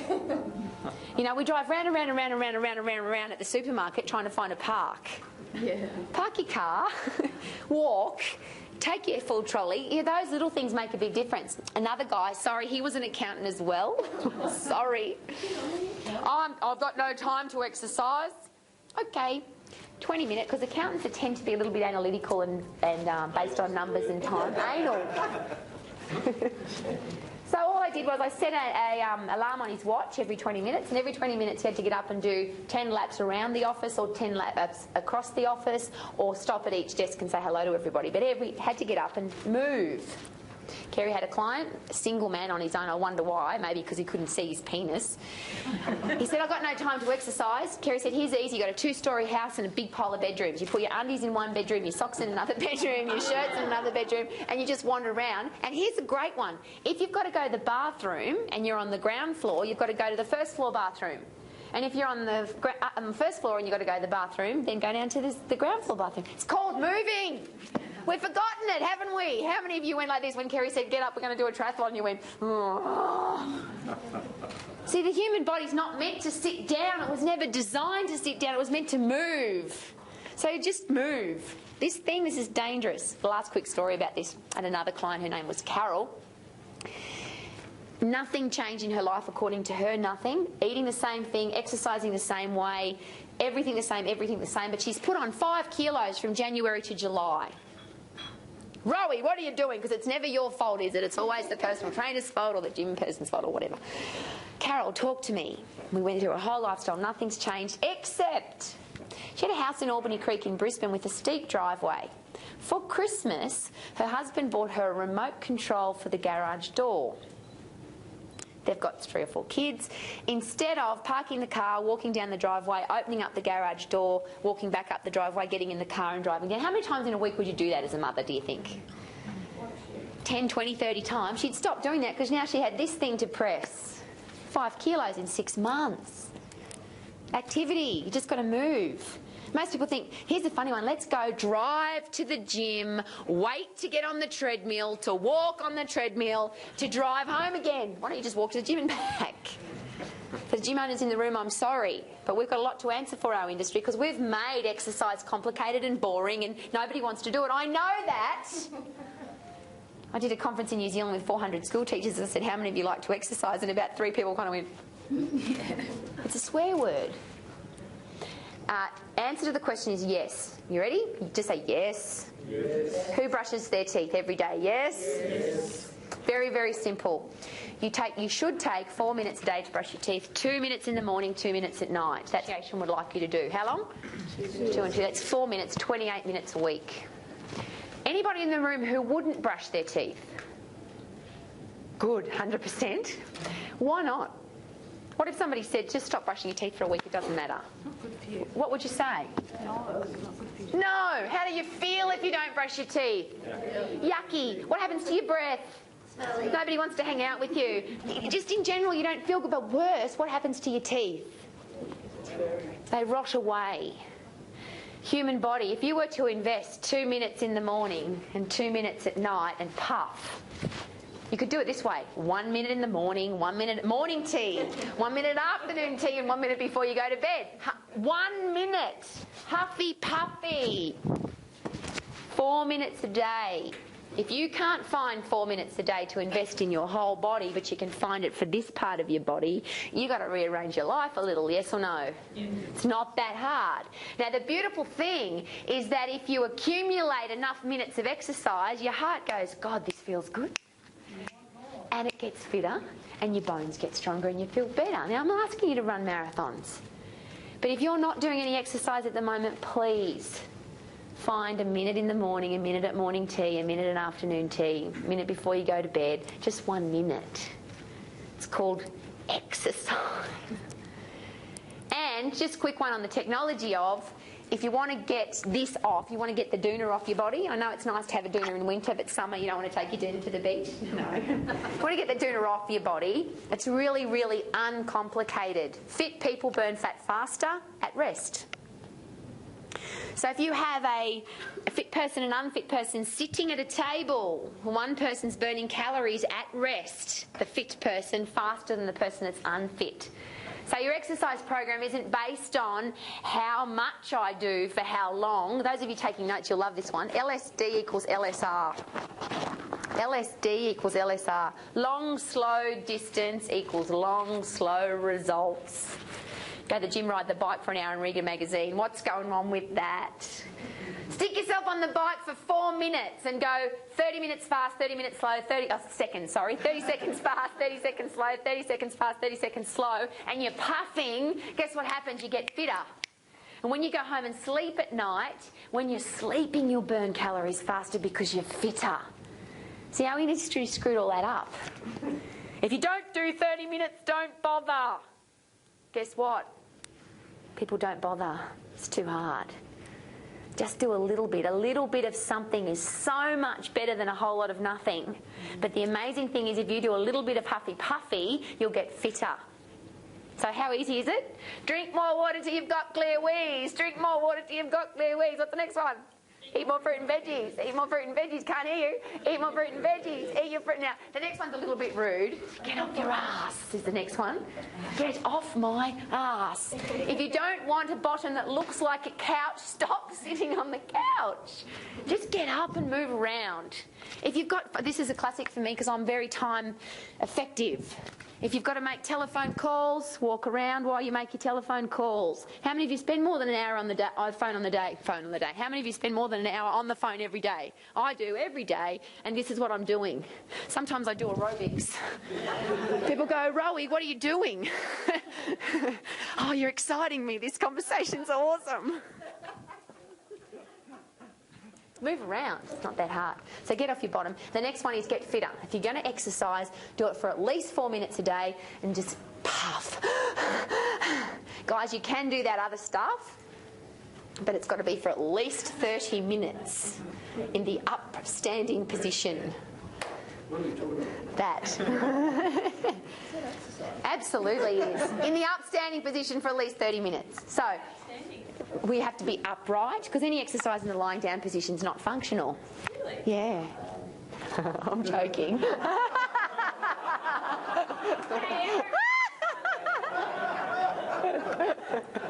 Just on a side note for that though, if you are lying down doing an exercise, if you can read a magazine while you're exercising, if you can do it for hours and hours on end, it's not a very effective exercise. Get in there, get it done, get it over with and move on. The next one is probably one that the women in the room will find a little, and I've worn a skirt, there's lots of reasons why I've worn my, right wow with your bottom in a flippy skirt is much better.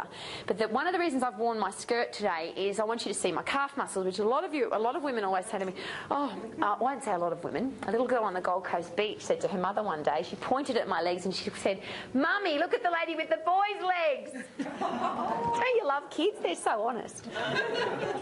The reason I'm happy to have my legs out tonight, I want to share with you, calf muscles, any kind of muscles. Muscle is the engine of your body. Where's the fuel in an engine? Well, where's it burnt? In the car, where do you burn the fuel? Bigger engine, more fuel gets burnt. So if you have a V8 engine, you're going to burn more fuel than if you've got a Hyundai 4-cylinder, yes or no? After the age of 20, men and women are losing muscle tissue at a fairly rapid rate. It's about 0.5 pound a year, even if you do cardiovascular exercise. It's a very important point. Because so many women say to me, oh, I don't want to have muscles. Sweetheart, you have to have them because otherwise you'd fall over because your frame doesn't stand up without muscles. But you're already losing it at 0.5 pound per year. Very simply, and the reason I'm talking to the women is men tend to get this. Men go to the gym, lift weights, they've got no challenge with that. Here's what happens to a woman. She's 20 and she's been developing her muscle size till 20. After 20, so you're fabulous till you're 20. After 20, you're losing 0.5 pound to 1 pound per year.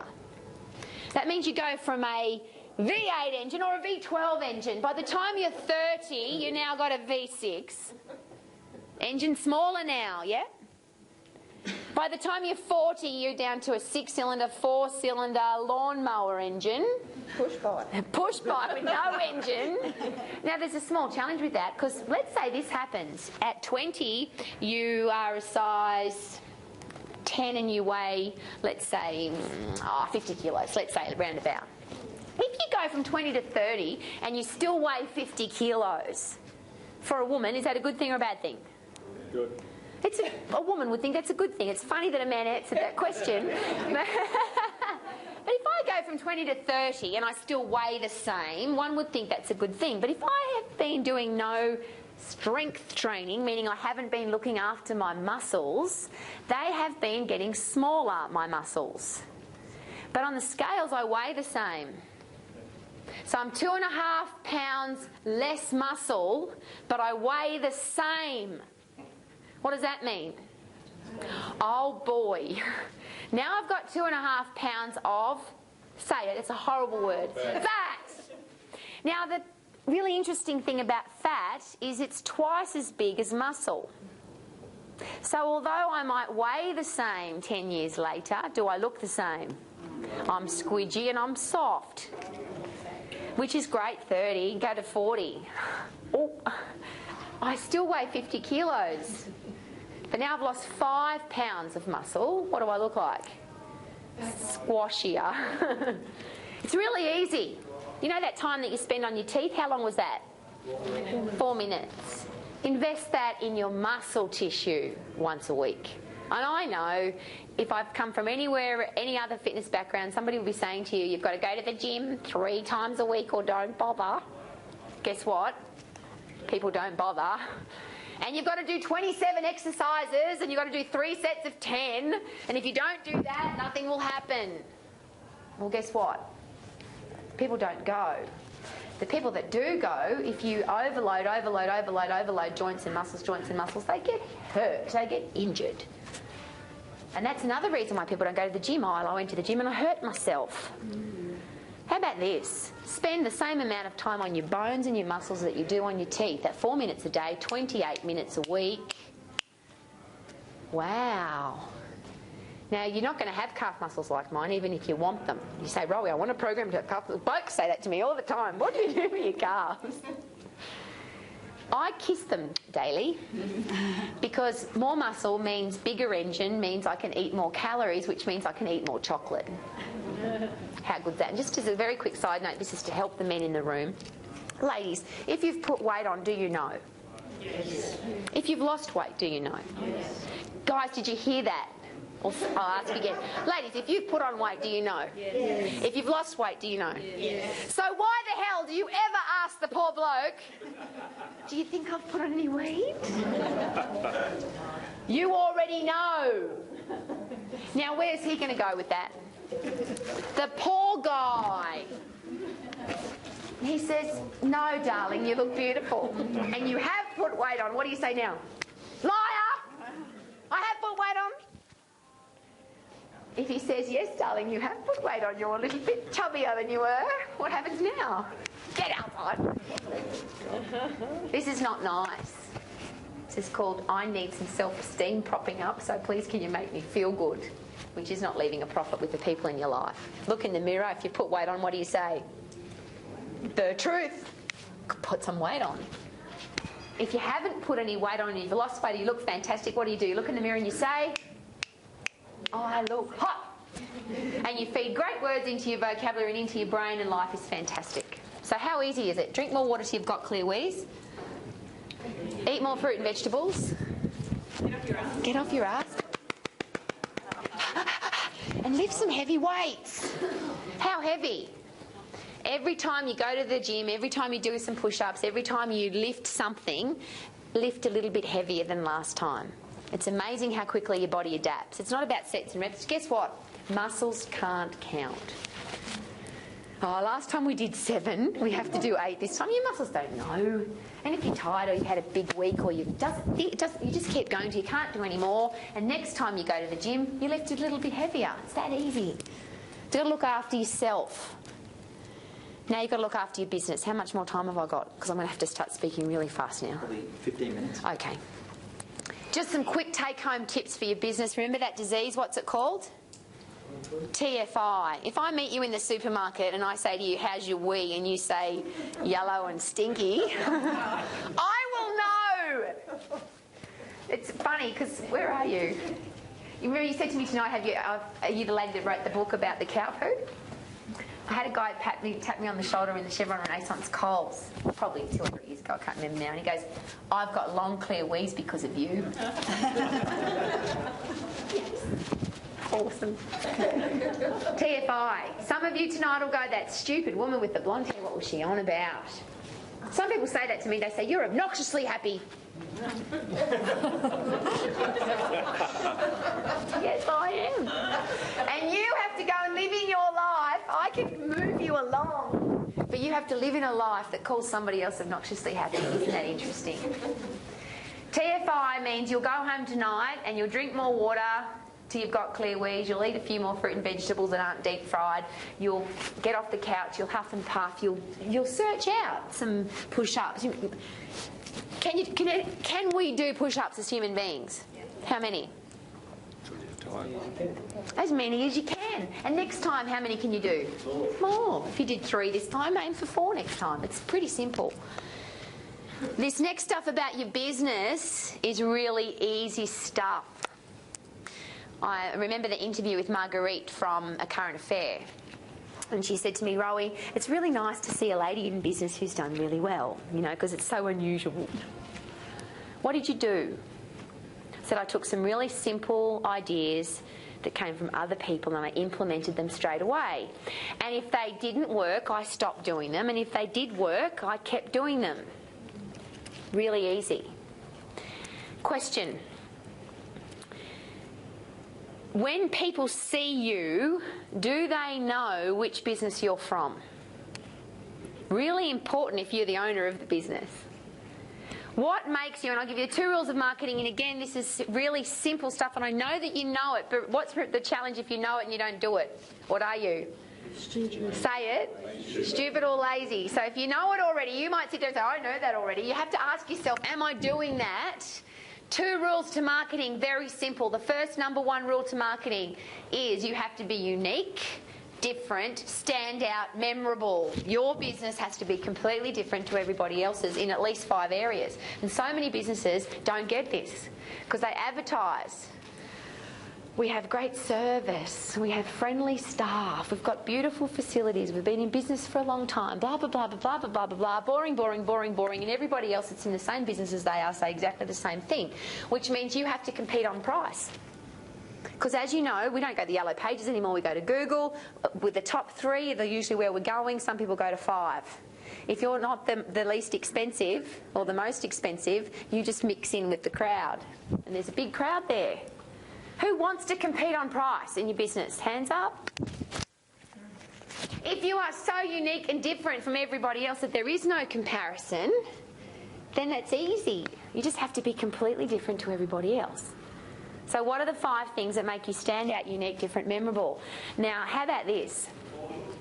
You are the representative of your business, or your team are.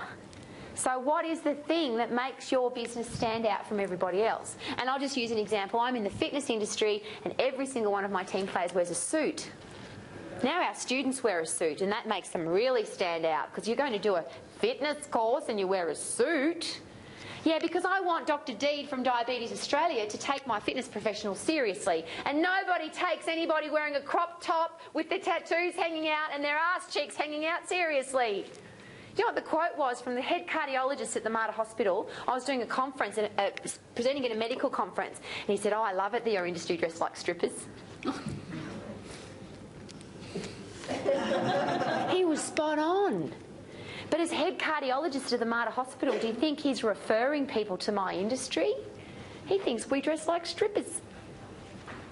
So my students now wear a suit. Can you imagine, first of all, how many team players I've lost on the... Rowena, it's the Gold Coast. You can't wear a suit on the Gold Coast. Really?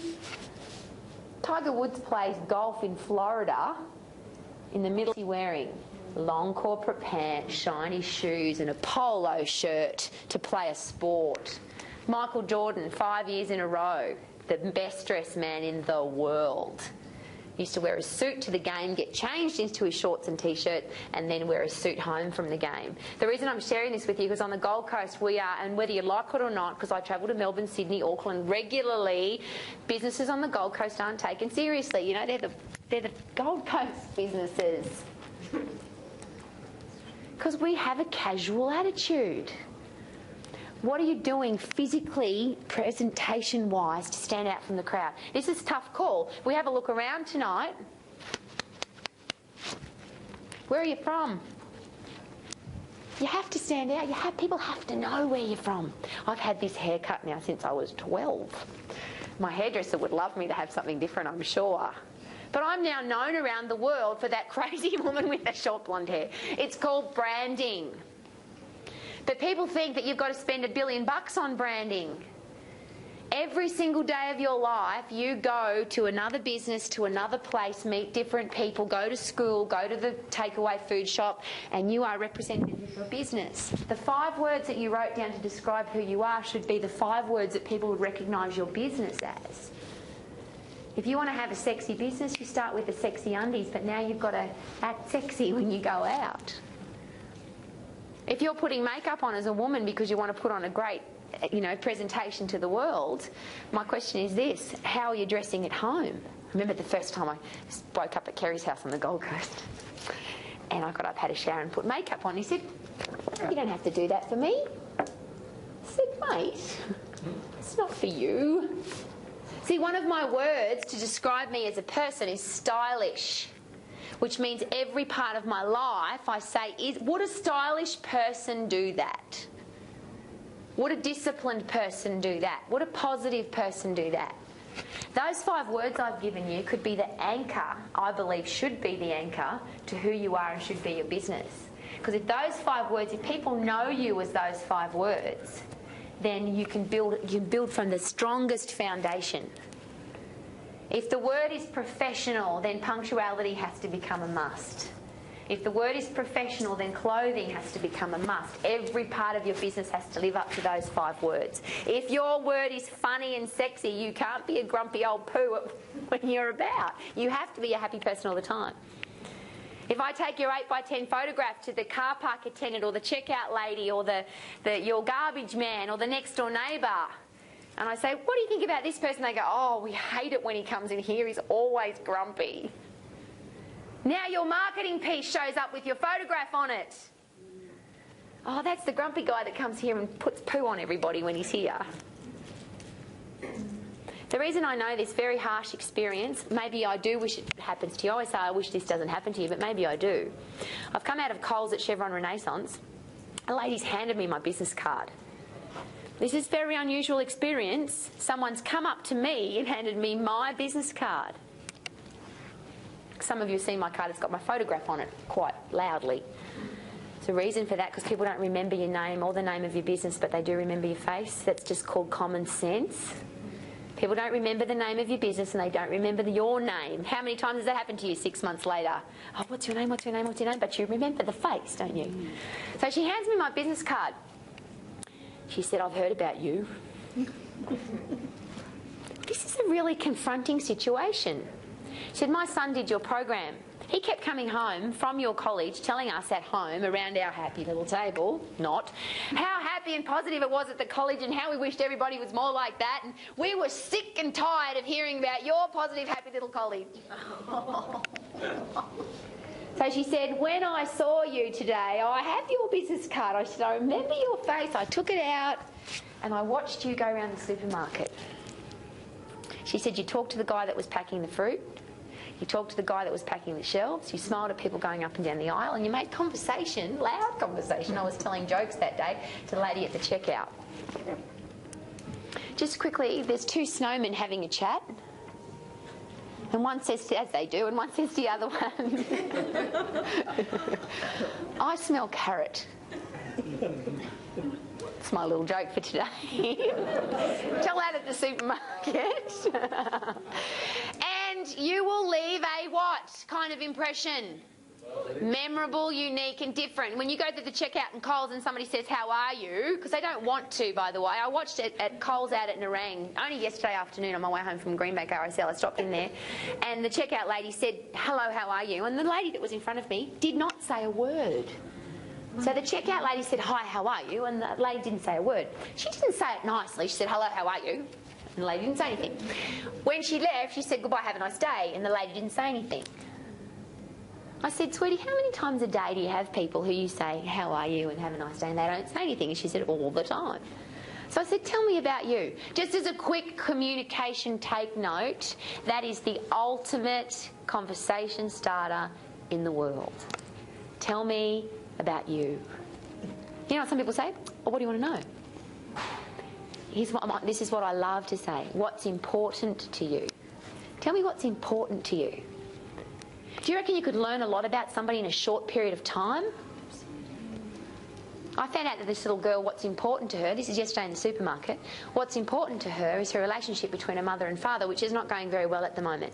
She says, I don't want to go home tonight, and I've asked to stay overtime and stay till 7 o'clock tonight because my mum and dad aren't getting on very well at the moment. I don't want to go home. It took eye contact and a tell me about you and the checkout lady and I having a conversation. Not about me, about who? Now what's this got to do with business? If you have put on your little 5 words there that you are a caring, genuine, loving, interested in our clients, great customer service business, you better not just be that when people come to your business.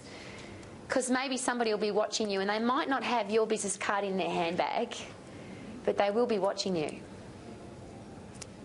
So what are you doing to be unique, different and memorable? That's number 1 rule to marketing. Second rule of marketing, and K-Man covered it beautifully. That's my cool husband at the back. Perception is everything. Perception is everything. And the challenge we've got there, which we've already covered tonight, is that tall poppy syndrome in Australia, where if you tell people that you're the best, what will 80% of people say? Who do you think you are? You've seen it. There's two kinds of people in the room tonight. There's the people at school who said, you love yourself. Or you were the person that people said that to because you were proud of an achievement and somebody said, you love yourself. See, it's not cool, is it, to love yourself? But here's my analogy for that. It's a gift. It was given to me. I want to give it to you. Muhammad Ali goes into the world heavyweight title fight. And what was he known for? What did he used to say? I'm the greatest. And did he say it softly? He said it loudly. I'm the greatest. If you're going into a world title fight and you think you're the second greatest, I don't know very much about boxing. What's going to happen? You will die. Because what's the point of boxing? It's an interesting sport. It's a knockout. You will get knocked out. If you think you're the second greatest, you'll get knocked out. In business, if you're not prepared to stand out, be unique, be different, be memorable by perception, safest car in the world. Oh, isn't that interesting? It came straight from the accountant over there. Sorry, I'm giving you a hard time. Now, we know this is not true, by the way. This is the perception because they've been advertising it for a very long time. But they buy their safety technology from Mercedes. If you were Mercedes, would you not keep some of that ultra cool technology to your company? But see, Mercedes doesn't advertise, they don't give the perception that they're the safest car because they want to be a prestigious car, an expensive car, etc. But Volvo gives the perception of being the safest car. The reason I share this with you is most people in business are too scared to tell people how good they are at what they do. This is why we're so good. This is what we believe in. This is what we're passionate about. And 80% of people will bag you and knock you and want to pull you down. But 20% of people will go, wow. And where does your business come from? 20%. The 20%. So who cares what the 80% think? And that's the challenge in business in Australia because we do care, don't we? We're scared about what other people think of us. I promise you that successful people will be very much wanting to hang out with you. How do you explain this? The women in the room may be able to explain this. I still can't. You can go to Strand Bags and buy a handbag for $50, yes or no? I was on Rodeo Drive. I went into the Bottega Veneta store. And there's a handbag for $25,000. It's a black bag. You put stuff in it to carry it around. $25,000. How many Strand bags do you have to sell versus Bottega Veneta bags do you have to sell? Now, this is still not the point. When I asked the Bottega Veneta person about that bag, oh my God. The passion and the excitement, and it's handmade and it's crocodile, and a good use for crocodile, I reckon. Put them in a handbag, which may be shoes. But the passion, the excitement, it's handmade, it's beautiful. Now, I'm not saying go and spend 20, 30, 40, 50, because you can. If you buy a Louis Vuitton set, you're looking at 50 grand. I'm asking you to hang out with people who are passionate about their business. Because people who put passion into it, you need to specialise in what you do. You need to be the best at what you do. You need to be the guru, the wizard, the expert at what you do. This is called simple marketing. But if you are the expert in your area, people want to do business with you versus the generalist. Quick example of that, you've got a sore knee. Yes? Broken bone. Yes? And you Google orthopaedic surgeons to fix your injury. And you find 5 orthopaedic surgeons. 4 of them specialise in ankles, knees, hips, backs, elbows and wrists. And 1 of them specialises in tibias. And you've had a broken tibia. Where do you want to go? You want to go the tibia expert, don't you? That's where you're going. It's nice that he knows about necks and elbows and wrists and backs, but where's your challenge? You want to go to the tibia guy. Don't do this. This is called machine gun marketing. Do you like my definition of machine gun? If we came in here with a machine gun tonight and started shooting, some people might get shot, but so would chairs and tables and glasses and roofs and ears and stuff. Sniper rifle comes in here and shoots at your heart. What is very likely to happen?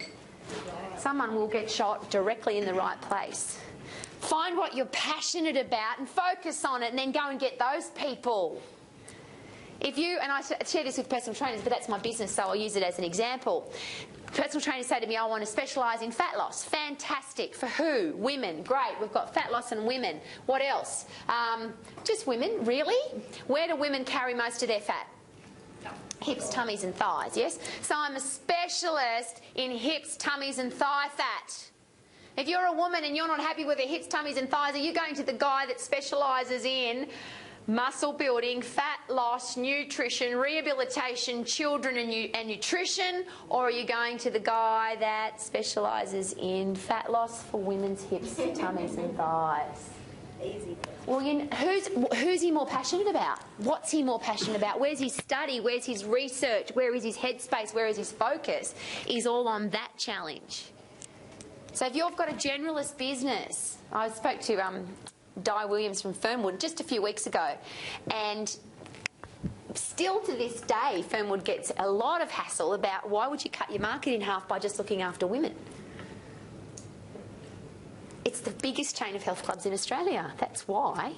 And now they're specialising in Middle Eastern women, because they're women that physically cannot go to a mixed gym, they have to go to a female gym. See, that's called specialising.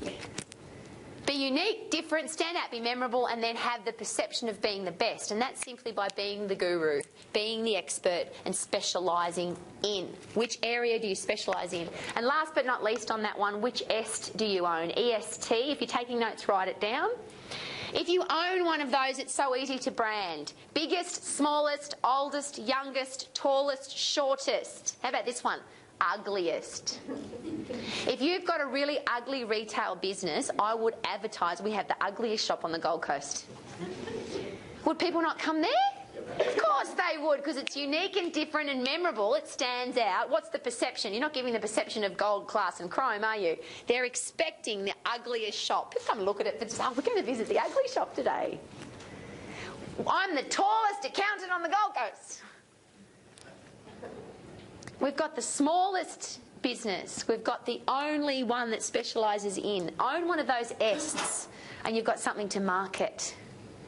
Now, when you market, I'm going to finish very quickly, very, very, very fast. Do you change your marketing, not the concept of your marketing, but do people have a reason to visit you? So does your website change because there's interesting things on there all the time? Get into your own website and change the stuff. If you've got a retail business, do you have a really fun quote in the window? Do you have a motivational quote, a funny joke? Do you have dress-up days? Is there something about your business that people have a reason to go past there every day? Remember when I lived in Campbelltown, there was a service station owned by, who's the guy that coaches Souths? What's his name? His father owned the service station. And every day there was a quote about Jason Taylor in his father's service station. My son's the best, my son's the fastest, my son's this. It was awesome. And I wanted to drive past there every day just to see what his father had to say about his son every day. But if you have to drive past there every day, what else are you going to do there? You're going to buy petrol there. See, it's so simple. Really simple. So do you stand out? Are you unique, different and memorable? And what are those things? Your physical presentation. What is it about your business that stands out? What is it about your business contact that stands out? I went to a business conference one day, heard that it's a really good idea to change your voicemail message every day. I thought, that's a good idea. Why don't I try it? 2 telephone calls today from businesses I've never heard of before. You ready? The voicemail message went like this. Rowie, we're just having some team training, and we wanted our team to listen to your voicemail message. Oh, no. I change my message every single day. I have people call, hear my message. Is that unique, different and memorable? Do you know what people say to me? I haven't got time to change my voicemail message every day. You know how long it takes? About a minute and a half. But the value is amazing. And the only reason I'm sharing this stuff with you is when they interviewed me for the current affair, Marguerite said, what have you done? Little things. When was the last time you received a handwritten note from anybody? Email, SMS, some kind of contact, you know, and there's businesses in here today that do that. You've got these fantastic computer programs that send out big marketing campaigns for SMS, etc., etc. Yeah, everybody does that. What if you were to just go through your past client base of people you haven't spoken to, talked to for the last 12 months, and you wrote them a handwritten note? People say, I haven't got time to do that. Okay, do one a day. How many is that a week? There's 7 days in the week. So there's 7 people you've contacted personally. Would that be unique, different, memorable and stand out from the crowd? Absolutely. Especially if you put it in a coloured envelope, hand addressed, and put the stamp on slightly crooked and put a lollipop or something in there, which fattens it up a bit. Just quickly, if you want to get in contact with anybody that you can't get through to, like accountants and doctors and lawyers and things, because their manager, their office manager, gets the mail, and what does she do with it or he do with it? In the bin. That's going to the bin, that's going to the read in 3 months' time, that's going into the important but when you've got time, and that's going into the urgent. And what usually goes in the urgent? The bills, they've got to be paid. Here's one that the office manager will never touch. Hand-addressed red envelope with the stamp slightly crooked. She's not going to open that letter. That's going to go straight to the doctor, straight to the lawyer, straight to the accountant, isn't it? You get a red envelope, hand addressed with the stamp slightly crooked, you're going to read it? Just say yes. Here's a question. If you've got window envelopes versus red envelopes with hand address, which one do you want to open? The bills or the red envelopes? Do you know what some people say to me? Oh, you can't buy coloured envelopes, they're too expensive. The newsagents in the room will back me up on this. Cards in the newsagent are a consignment, yeah? So you put the card in, the general public comes in and screws around with the cards, so the envelopes and the cards become separate, yes? The card company comes in and they take the cards out. What do you think they do with the envelopes? Go talk to your local newsagent and say, please can you collect all the coloured envelopes for me? Costs nothing. And now you can write some handwritten notes to people that you haven't seen for a really long time. Will it be unique, different and memorable? What will be the perception of your business? Wow, they're genuine, real, caring people there. Do you have a newsletter? Just say yes, because you've all got one. Yes. Yes. Tell the truth in advance. Yes. But you know what most people's newsletters are full of? CRAP. Because what do most people do with the newsletter? Delete, delete, delete. Here's a good idea. That little handwritten note, on the back of that, put your newsletter. And in that newsletter, put some stuff that your target market might be interested in. Things like a joke, a recipe. You think recipes aren't cool? How many people watched MasterChef the other night, the final episode? Millions of people watch that. Cooking's really cool at the moment. I don't care if you're an accountant or a lawnmower or a financial planner, put a recipe in your newsletter. Put a couple of really cool jokes in your newsletter. Put some great motivational quotes in your newsletter. How to reduce your golf round by 3 strokes in your newsletter. Is that your target market? People will read that stuff and they'll be excited about getting it. And then here's a quick tip, because it's just worked for me this week. Make sure that you put some controversial stuff in there. Because controversial stuff does 2 things. It makes people really angry or really happy. Is that good? Because it means they read it and they talk about it. So put some really controversial stuff in there. It's a great idea. Last but not least, you all press release yes. Say yes. Yes. Great. What goes on your press release, positive or negative? Challenge. And I knew you were going to say that, and this is one of the biggest challenges for charities. Because we're positive and happy and excited about our businesses and what we do, when we press release positive stuff. When you last watched the news, how many positive stories were on the news? And we live on the Gold Coast. 10 stories on the news every night. One of them's positive, and when do they put it? Right at the end. It's right at the end, and if there's more news stories or more bashings or robberies, what happens to the positive story at the end of the news? It gets cut for the negative. So when you press release, don't be silly and press release positive stuff. It's got to be negative stuff. The headline's got to be so negative that people go, oh my God. Very quick story, because I know my time's well and truly up. I'm press releasing now for 5 years. This is where we're at in our business. Every day, every day, every day, every day. And anybody that's been in my business knows this is just the same for me as brushing my teeth. Just press release all the time. Nothing, nothing, nothing, nothing, nothing. So I do this for the first time ever, because it's very difficult for me to do negative releasing of any kind. I put old ladies' bones rotting away. Negative headline. It was about my mother. The story was about my mother. What's the show before the news in Brisbane? Extra. It's such and such calling from the Extra show. We've just received your release. Would like to come and do a story about your mother. She was I think 81 or 82 at the time, and she had advanced osteoporosis, and now she has no osteoporosis because she's been lifting weights. Very unusual for an old lady to lift weights, and now she's got no osteoporosis. Spirit of the story. Extra comes to do the story on my mother. Extra comes the next week and does a story on my mother. Pauline Hanson's daughter's never exercised before, and they put Pauline Hanson's daughter up against my mother in an exercise session in my gym at my college. Great story. So we get 2 stories. Rob Redding comes to our college in our skills centre with our gym equipment. Rob, what are you doing here? You know what he said? News is a bit quiet today. We're going to come and film your mum training in the gym. It felt like, to watch it on the news that night, because it was the positive story at the end of the Gold Coast News, it felt like about 10 minutes. I couldn't believe it. But see, the challenge was I didn't give up. I was persistent. And that's really good, by the way, because what's the perception of a business that press releases every day? Business. They're good at what they do because they've got a system for press releasing. Who do press people hang out with, Aldwyn? Well, they do feed on negative news, and so they hang out with politicians and It's exactly the answer I was looking for. Politicians and negative people, and also celebrities and sporting people, because that's who they're doing stories about. So there's a big table of people at the pub on Friday night, and somebody says, oh, I need an accountant. And you've been press releasing every single day. Are they going to send them to Google, or are they going to send them to you? See, it's amazing how this works. Take the time every day.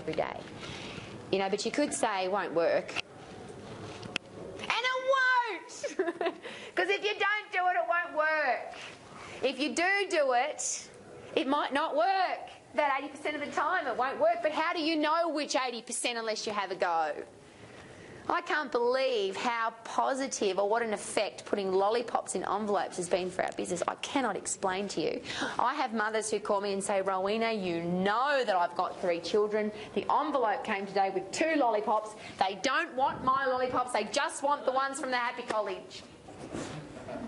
If you're going to be in business for a really long time, do those little kids grow up to use your business? And the answer is yes. It's the little things that make a big difference. One of the reasons why we've gone through a hostile takeover is one of the directors of the national company said, "I'm not putting lollipops in my envelopes, that's ridiculous." Okay. If you don't do it, why no? You don't write handwritten notes to the past customers, clients, patients and students, you won't know. You don't pick up the phone every so often and say, "How you doing?" And this is called a system. People you haven't spoken to for a really long time. Pull them out. We've all got databases, haven't we? Everyone's got a database. 2 calls a day, 2 calls a day, 2 calls a day, 2 calls a day. Every day, every day, every day. "Hi, how are you? What do you want?" Nothing. It's just a "how you doing" call. Tell me about you, what's happening in your business. You're now in their mindset. Next time they need an accountant, next time they need somebody to come and look after their street, guess what? Veronica, come and get me. Simple stuff. Thank you for having us tonight, because the Gold Coast is a very interesting place to do business. I find it fascinating, exciting, interesting, joyful and amazing. You might find it different. But whose perception? You create your own perception. The positive person that you are will create the perception around you.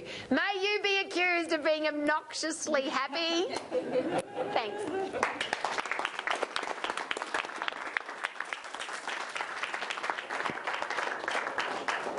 Thanks, Rowie. Fantastic. Guys, do we have any quick questions? We're at 9 o'clock, but if anyone has any quick questions for Rowie or Kerry, I've got a microphone here. Can I invite Kerry and Rowie? This isn't very business oriented, but what's the best exercise to do to get maximum amount of coffee in 4 minutes? Skipping, running, stand up, skipping. What do you enjoy doing? What do you absolutely love to do? Dancing. Then dance hard, baby. Dance hard. Do what you absolutely love to do. Put in your favourite music and dance. I remember one of my clients, she lost heaps of weight. And she only trained me once a week, but she's losing all this weight. And says, "Well, you're losing all this weight, what are you doing?" "Besides my program, I must be working now." And she said, "Well, what I've been doing is about 5 nights a week I go out to a nightclub. I don't drink any alcohol, I just go out there and I dance. And I dance for about 3 hours every night, and I just absolutely love it." And she danced all the weight off her. Any other questions, guys? Wow. Sure. So, Great opportunity here. here you go. So why do you do a lot of talking and stuff? Like, what's your purpose in coming and doing? Because often you don't, you do a lot of talking to different types of people, young people, old people, business people. Why do you do that? What's your... I'll answer that because I do the most in our family. I've been given so many special gifts by nights like this, by great speakers who I've taken notes and implemented into my business, and it's worked. And I feel like I owe that because it's worked for me. I feel like I need to give that back. And I'm sick to death of hearing business people whinge about their business. I'm sick of it. And it doesn't do any good for other businesses, because people that whinge about their business give business people a bad name. So yeah, it's about giving back. Now, a night like this is Lifeline, but everywhere else I speak corporately, it's all I never charge for speaking. The dollars always goes to my charity. So whatever the speaking fee is, it just goes directly to my charity. So that's a way of giving back. Any other questions, guys?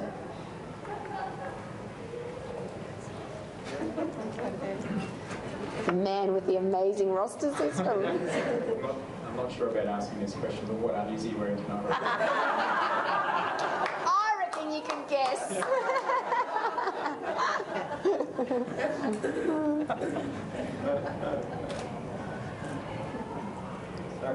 Any more questions? Do you have a question, Lee? Sure. How do you stay as positive as you are? Can I answer that? Yeah. What's the alternative? Okay. People say that all the time. How come you're so positive or happy? What's the alternative? Be grumpy. It's a choice. So change is easy. Everyone here can just be happy. If you just say, everyone just be happy for a second. Ready? Go, just be happy. Go. Just by doing that, how do you feel? It's better. Better. So the challenge is not change, because everyone can change. It's just the maintenance change. So you just got to work on the maintenance of it. Because stuff comes in your life. You have two choices. Are you going to deal with it in a negative way or a positive way? No matter how dramatic it is, you still got a choice. Now, many times people are still grumpy about the past. Well, there's two emotions in life that people tend to bring them down. One is depression, and two is anxiety. And depression is what you think of the past, and anxiety is what you think of the future.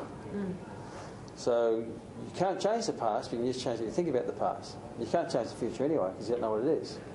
So if you just live in the present, you have a goal, live in the present, then you're not thinking about the past, don't get depressed, and you don't get anxious about the future. So it's easy to stay happy in the moment, and that's just called gratitude. Be grateful for everything you've got, because people whinge about having no shoes until they met the person who has no feet. So there's always people worse off, particularly with Lifeline. You come across that. So. But what about in times of adversity, though? Yeah. So, unless there's a specific.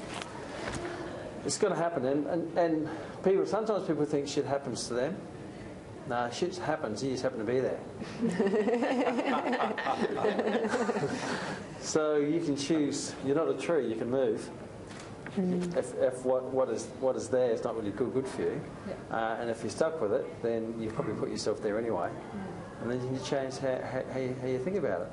So, there's some research from Harvard, and they looked at the great businesses and the CEOs and the managers or the entrepreneurs who started. And one common thread they find amongst all of them is the CEO is optimistically.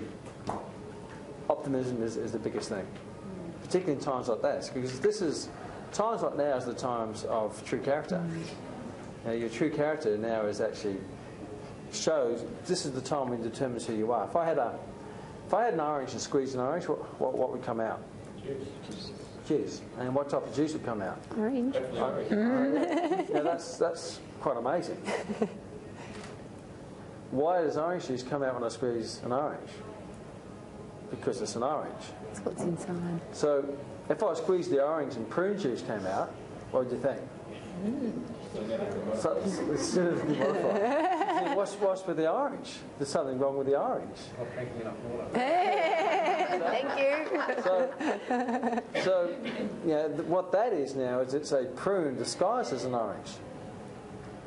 And in life, people disguise themselves. So don't judge what's on the outside. You have to find what's on the inside. But the only time you can turn what's on the inside is squeeze.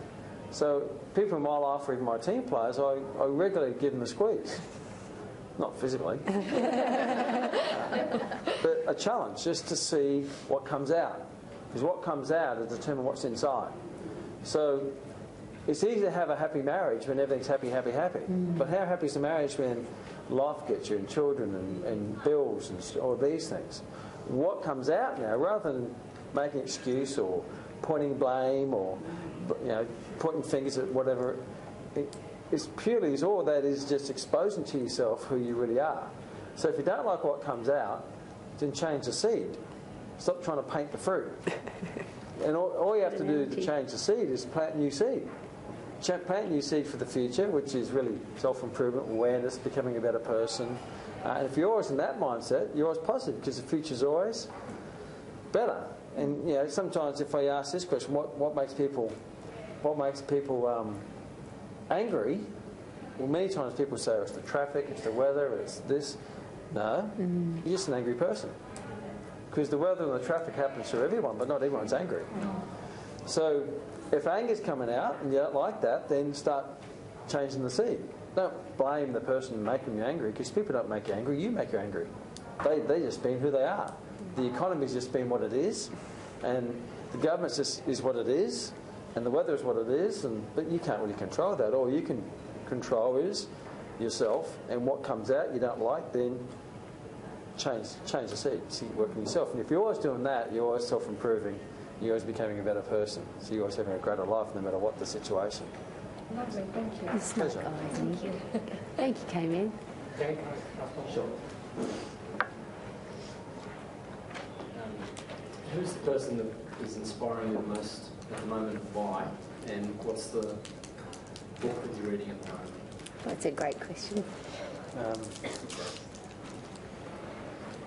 Book I'm listening to is the 100 Great Businesses, and the common thread in that, as Rowe said, is every one of them has had major adversity in their growth. They've been super successful, and they go through a cycle and they come back up. Who inspires? I don't have anyone who inspires me, because what if they don't show up? There's a lot of people who I massively respect. I don't necessarily always like them, but I respect them because they're chasing their dream, living their life. So I think I think you have to rely on yourself, because if I wait for someone to make me positive, then I'm a slave. You have to become a master of yourself. So I inspire myself, and the only way to do that is to take action, and actions create results that make you have better feelings. But there's lots of people I respect, from Jack Welch to, and they're normally entrepreneurs, to Richard Branson, and they're close friends of ours, because we listen to them all the time. But probably the biggest person that's had the biggest influence in my life, and I'd speak for Rowe as well, would be a guy called Jim Rohn. He's an old philosopher. They call him the Socrates of business in the 21st century. He's about 70-some years of age, and just a lot of wisdom in life. So you can surround yourself with great people by the tapes and CDs you listen to, and you're constantly listening to that. It feeds good stuff into the brain too. How about yourself? I listen to How to Win Friends and Influence People every week, even it's just 3 or 4 chapters, but every single week. Good to Great, 3 or 4 chapters every single week, because it's a business book and it's a research book, as you know. The Google story, every single week I put that in, because those guys to me live the whole hedgehog principle, which is doing what you absolutely love to do, adding massive value to the world and being the best in the world at it. So to me, they're the epitome. And for those of you who haven't read that book, please do, because they became multi-billionaires and life just went on, because they were doing what they absolutely loved to do, so nothing changed. Love that stuff. And just this last 4 weeks, Michael Jackson has inspired the absolute hell out of me, because a man who has had so much rubbish put on him, and we just don't... I could go on for an hour, so I'm going to stop very, very quickly. We were talking about this the other day. I'm not sure if you guys know this, but he's in the Guinness Book of Records for 3 reasons. The first one is Thriller, which was the #1 selling record of all time, sold the most albums. He's in the Guinness Book of World Records for the most number of songs written, and he's in the Guinness Book of Records for the guy who's given the most money to charity. That event where he held his baby over the balcony in Germany, do you know why he was in Germany? The German government were giving him an award for the amount of money and time, not just money, that he'd invested in children in Germany with challenges, so cancer kids, AIDS children, etc. He was there to accept an award. We didn't even know that. Do you know why we don't know that? Because he didn't tell anybody. Because whether the media pulled the crap out of him or not, he still did what he did. And I just find that so incredibly, and the word inspiring, because it's a classic example of what I'm talking about tonight. The whole world was against him. The media was against him, and the media controls what the world does. But he just kept doing his thing. He just kept doing his thing. So before you listen to rumours, please always think about, do you know whether that's true? Where did that come from? Because there'll be people, when you're successful, there'll be people telling rumours about you and you won't like it. The classic is, I just came from New Zealand, and one of our students was saying something defamatory about Michael Jackson. I said, wow. So what? He says, I didn't know you knew him. He says, well, I don't. Oh, you don't know him? Oh. Have you met him? I said, no. So how can you have an opinion?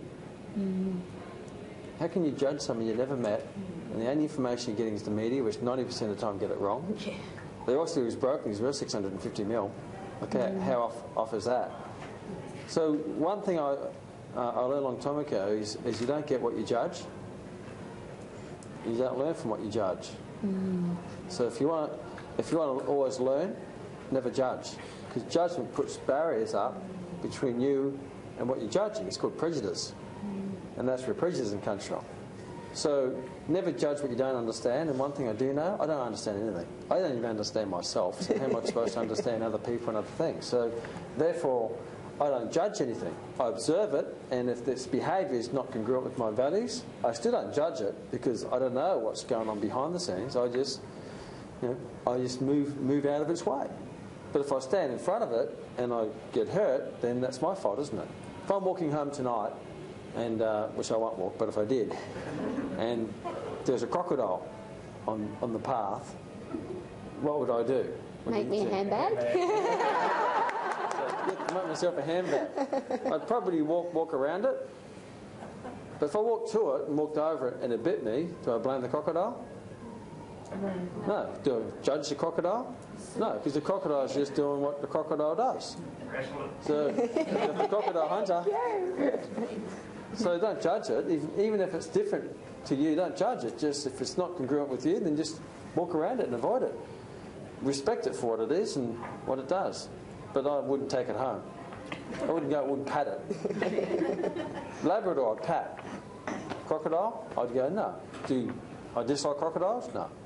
I respect him? Yeah. Do I want one? No. Yeah. Handbag, no. So, yes. Be careful what you judge, because as soon as you judge, you don't learn. Learning stops.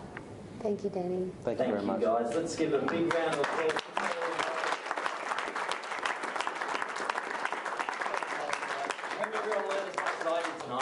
Been a pleasure having you. Excellent. Thank you from Lifeline. So, yeah.